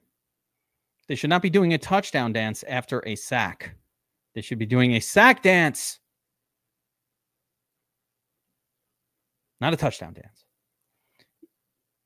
Ricotta on pizza. I don't like white pizza, if that's what you're asking. I don't mind. Sometimes I've seen burrata on a fancy slice. Not ricotta, but burrata. And that's not bad if you're at the right place. Usually a Neapolitan slice, really super fancy. Maybe sometimes they got that fig and honey. You ever get those crazy slices? That's what that could be. We've gone off the rails. All right, let's get back into talking about, see, you know how you can only talk about your best ball picks for so long before you start talking pizza. I didn't know they had a Grimaldi's. I didn't really even realize that Grimaldi's was a chain. You know what chain I'm excited about? Yeah, or I'm excited to come to my town. Frank Pepe's out of Connecticut, New Haven, now is like a chain restaurant.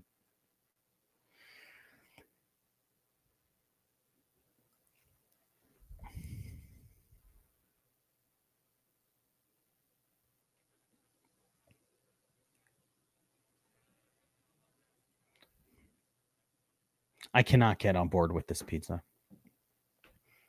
It's too much going on here. Too much going on, Big Betty Beaver. I like Mexican. I'm a big Taco Bell guy, so yeah, I love Mexican food. Just kidding. Taco Bell's not really Mexican food.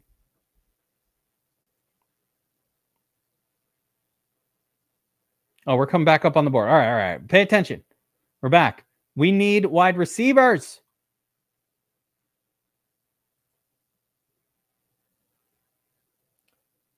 I'm going to go get a little weird here. I'm taking Keenan Allen for the prayer that Keenan Allen gets signed somewhere.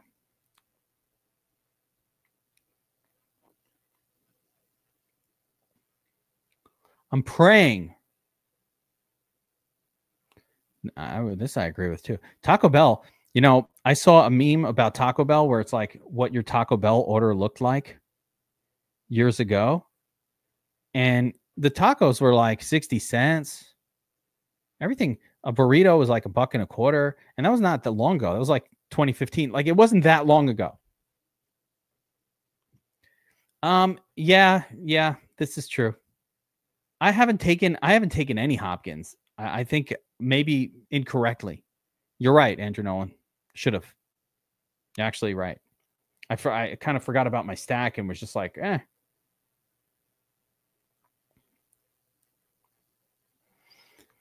If my defense gets a pick six, but then fumbles, you keep it. You keep it because they're already in the end zone. Once they got the 6 points, the fumble doesn't matter. Are we doing what do you call it? What are those, like riddles? Are we doing riddles? Give me more riddles, Juan Pablo. I'm starting to get into this. No, they keep them because they already scored the pick six. You think Adams ever gets tired of having Taco Bell in his house? Yes. Based on me ordering Taco Bell, and right after I'm finished eating it, I can't look at it. After you finish eating Taco Bell, it's like hooking. Keep the riddles coming, Juan Pablo. I'm enjoying them. Devontae Adams. Taco Bell is like a one-night stand. It's exciting beforehand. The lead up seems really awesome. But then 5 minutes after you're done eating it, you don't even want to see it. You don't want to see it. Get out of here. I'm never eating that again. Like my first thought after a Taco Bell meal is, why did I do that? I'm never ordering that again. That's literally always what I think as soon as I'm done eating Taco Bell. Why did I do that? I'm never doing that again. It's like a one-night stand. So yes, for Devontae Adams, I can't imagine there would be any joy of having a Taco Bell in my house. Like I don't even see that. Yeah, Chinese food, that's similar. And soups, this is what do you call it? Correct. It got to the point where you can go sit down at Applebee's, order a burger, a freshly made one with fries and a drink, and they bring you out salsa chips, $10.99. And it's cheaper than going to McDonald's and buying a fucking Big Mac meal for $15.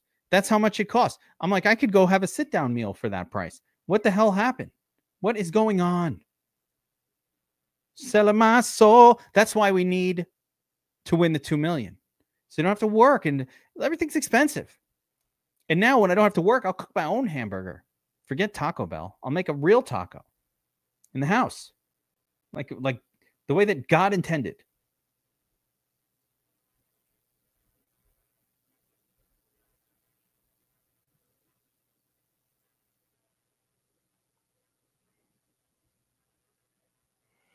Yeah, the fact that a large chicken cutlet sub, by the way, $11, not bad for a large chicken cutlet sub, not a bad price. But is that great of a price? That's the best price around. I used to buy a sub for $7.99. I used to be able to get a foot long for $5. I don't like any of these choices. I'm going to go with Tolbert. Last pick. Oh no, there's still one more. Now, let me look at my team here. This whole draft went off the rails. I just stopped paying attention. I don't even know where I am.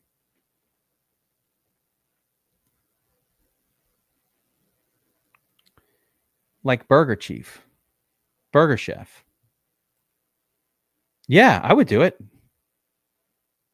I'll cook up burgers. By the way, speaking of burgers, I cook an awesome burger. I've been perfecting. That's what I would do if I won the 2 million.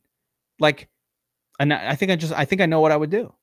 I would just sell smash burgers somewhere just because I love making them. I love smashing them. I like making them. Be smashing up some burgers. Like, Kev, what happened to you? You're not working a job. Well, in fairness, this is my job, so it's pretty awesome.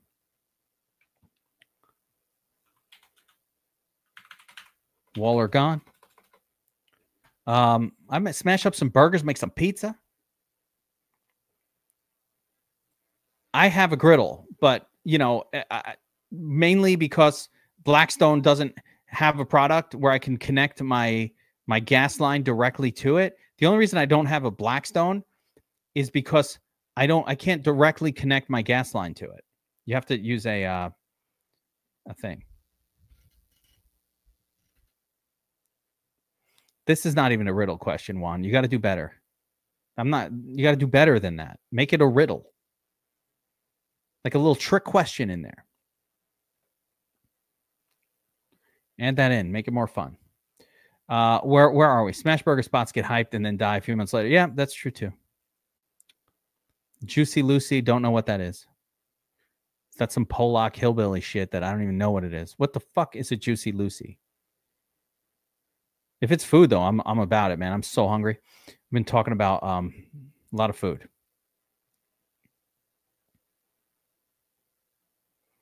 Yeah. By the way, me too.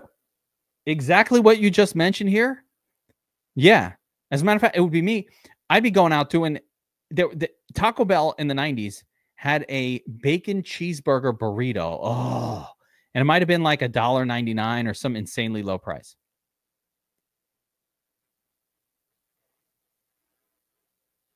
It was a bacon cheeseburger burrito. 2 patties with cheese in the middle. That's called a Juicy Lucy. All right, call it whatever you want. But that thing that's great. I'm all about a Juicy Lucy if that's what that is. Oh, I've heard of that. Where you put the cheese and then you make a patty around it. I've never had that.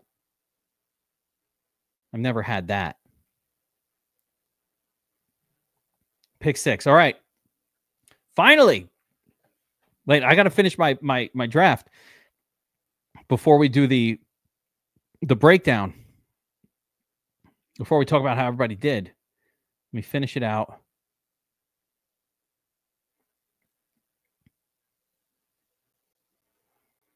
No, definitely take your kicker in round 1. That will be a wonderful approach this year. I like how Juan Pablo asked the question over and over and over again. Fine, I'll answer it.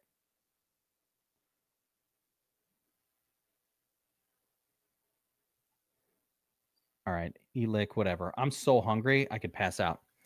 All right, let's stay. We finally had Andrew Nolan. Drewster 1, 2, 3 in the draft with us. I got Chief ST, Drewster 1, 2, 3, and of course, Soups got in here as well.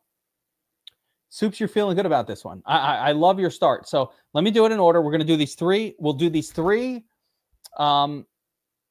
breakdowns, and we'll call it a day here. So my draft, I started off with Barkley, Chase Brown, Lamar. Pretty standard start. I've got Lamar stacked up with Flowers Andrews, and Bateman. So a full blast Lamar Jackson stack. Let's fucking go. Baltimore all day. This team will live or die with Baltimore. Mixed in with that group, I got George Pickens, Ricky Pearsall as my other 2 wide receivers. We got I like my trio, Barkley, Brown, Henderson, and then a bunch of really high-end backups. I love this team. Wide receiver may be a problem. Didn't really get the super studs up top. Got Flower, all mid. Bateman, mid, need a big year out of Mims Jr. Or Keenan Allen, something. I'll need a little bit of help at wide receiver. Hackman 23, are you in here? Am I tripping? Why is your name not showing up on my board? Hackman, am I tripping? What am I? Why don't I see your name here? What's going on? I feel like I'm tripping because that's the second time. Stephen Hacker, I sniped you. Where are you, bro? Are you sure that's your name in this? All right. So anyway, happy with my draft. Maybe a little soft at wide receiver. I had to go wide receiver heavy late. We'll see how that all works out. Now, Stephen Nolan in here with us. Andrew Nolan, not Stephen Nolan. Stephen Hacker, Andrew Nolan. Pick 6, Drewster 123. Jahmyr Gibbs. Okay, great. Brian Thomas Jr., bargain that late in round 2. Got a little lucky here. McBride, Worthy, Jalen Hurts. James Conner, solid. Olave, Pollard. So this is a DraftKings kind of draft. Jahmyr Gibbs going to get by with Conner, hope for Pollard, and then hopefully I'm going to see some upside running backs late. Not bad. Braylon Allen, Austin Eckler, fine. Wide receiver group, Olave's there. We got a bunch of really good tight ends here. Too many good tight ends. So here's my critique, Stephen, or Andrew, sorry. My critique is once you had Trey McBride and you were a little soft at wide receiver, let's say, maybe spending this too early of a pick on Ingram as well, that might have been overkill. Not to say that there's anybody else that great, maybe a Trevor Etienne or something like that, but that would have been, and same here with Goddard, like maybe wide receivers and running backs with some of these picks, once you already had Hurts and McBride, like you didn't need to spend this much capital on more tight ends and wide receivers and quarterbacks. So that would be my only critique here is I would have done this differently. Overall, really good. Who's the quarterback on this team? Jalen Hurts. You got Goddard with Hurts. I get why you kind of did the Goddard thing. But again, Ingram kind of unnecessary in this format. Probably Bo Nix unnecessary as well. Lots of good wide receivers late. So that's my only feedback. Yeah, I could see it was kind of forced there. Oh, slider 23. Okay. There, I knew it. I was like, something's up. I see. There's a slider. Yeah, there you are. All right, slider. There you go. I knew it. So slider 23 was in the draft with us. Oh, right next to me. Okay, so slider, you got Chase, Higgins, the old Burrow starting stack. This is very common from the one hole. Chase, Higgins, Burrow. I mean, nothing wrong with that. Josh Jacobs in there. Omarion, love Omarion. And Montgomery. I really like Diggs. So, yeah, this looks pretty good overall. You got Montgomery, Dobbins here as well. Decent tight end with Kraft, Loveland, Ertz. Nice trio there. Got Lawrence and Darnold. And then we got a whole bunch of wide receivers late. Good or bad, I don't know. But a whole bunch of wide receivers late to make up for it. Wind up with really solid team, Slider. I actually think that looks pretty good. I don't have too much to critique. The only thought I really kind of had was, I prefer maybe, I don't really do a lot of Montgomery drafting, but I don't have a good excuse for why not. Let me put it that way.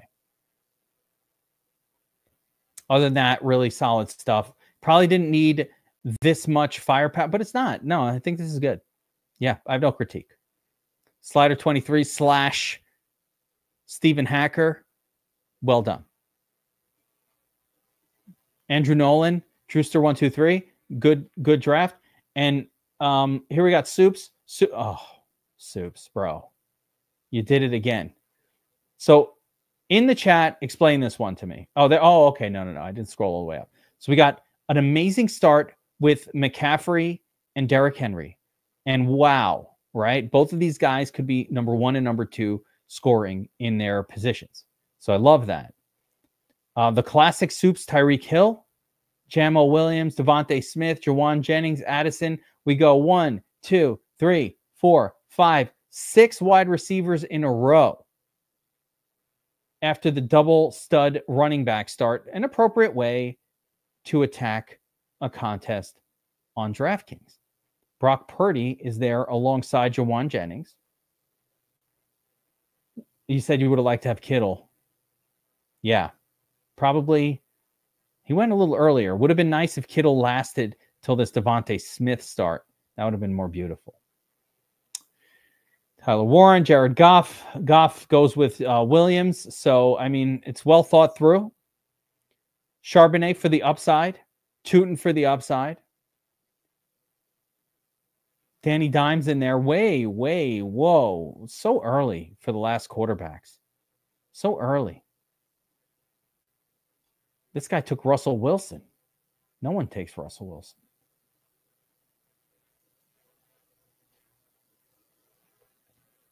You got Danny Dimes in there, and then a couple of turds at the very end. So, Soups, this looks really, really promising, especially if one of these running backs can come through and kind of step up late. If I had to change one thing, like I said, it's a really solid overall draft. My one adjustment might have been, in this 1, 2, 3, 4, 5, 6 pack of wide receivers, I might have tried to get my third running back towards the bottom of it. So let's say like instead of Addison, or even instead of Golden, even one of like Tony Pollard, or instead of Addison, maybe like a Pacheco. Could have been okay. Here, Smith, I mean, Judkins goes before Kenny Walker. I would have taken Walker there all day. I think Judkins just went way too soon. This guy was a weird drafter. This guy, Airbus, just did some weird shit. 5 quarterbacks. So this person was a league ruiner a little bit. 4 tight ends, 5 quarterbacks, only 4 running backs. The fuck? An asshole. Oh, no, the last couple are just bullshit quarterbacks. All right, that's fine. Didn't ruin anything. Fine. See if there's any weirdos in this draft. Yeah, nothing really stands out. It's too crazy. This guy also, Mayfield, Penix, Young, Shook. I'm okay with it. Any Bears RB handcuffs starting to move up on the Roshan front? That's a good question. I think it's Roshan. I'm hearing Roshan is that backup. So go with it. Get Swift. If you have Swift, remember in this format, you will not win you don't win in this format by handcuffing your running back. So don't bother doing it. 800,000 entries. That's not going to work. Yeah. Not going to work. All right, guys. That's going to do it. Let's go to pizza. Let's get some Taco Bell. Let's get it going. Friday, we'll be back at noon. Same time. We'll be doing some underdog. We'll do that puppy super flex thing. We'll do one of those. We'll get an eliminator in there on Friday. We love those.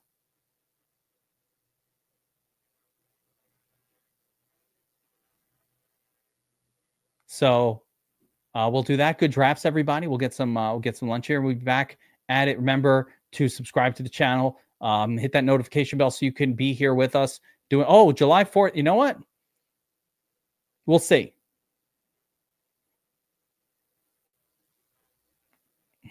My wide receiver catches the ball. I feel like these are not even that creative of riddles. But it's a no. Don't get points. If a tree falls in the forest and no one's there to hear it, did it actually make a noise? Think about that for next time. Think about what you do with $1.2 million. That was a fun thought exercise. So good luck, everybody. We'll see you next time. Deuces.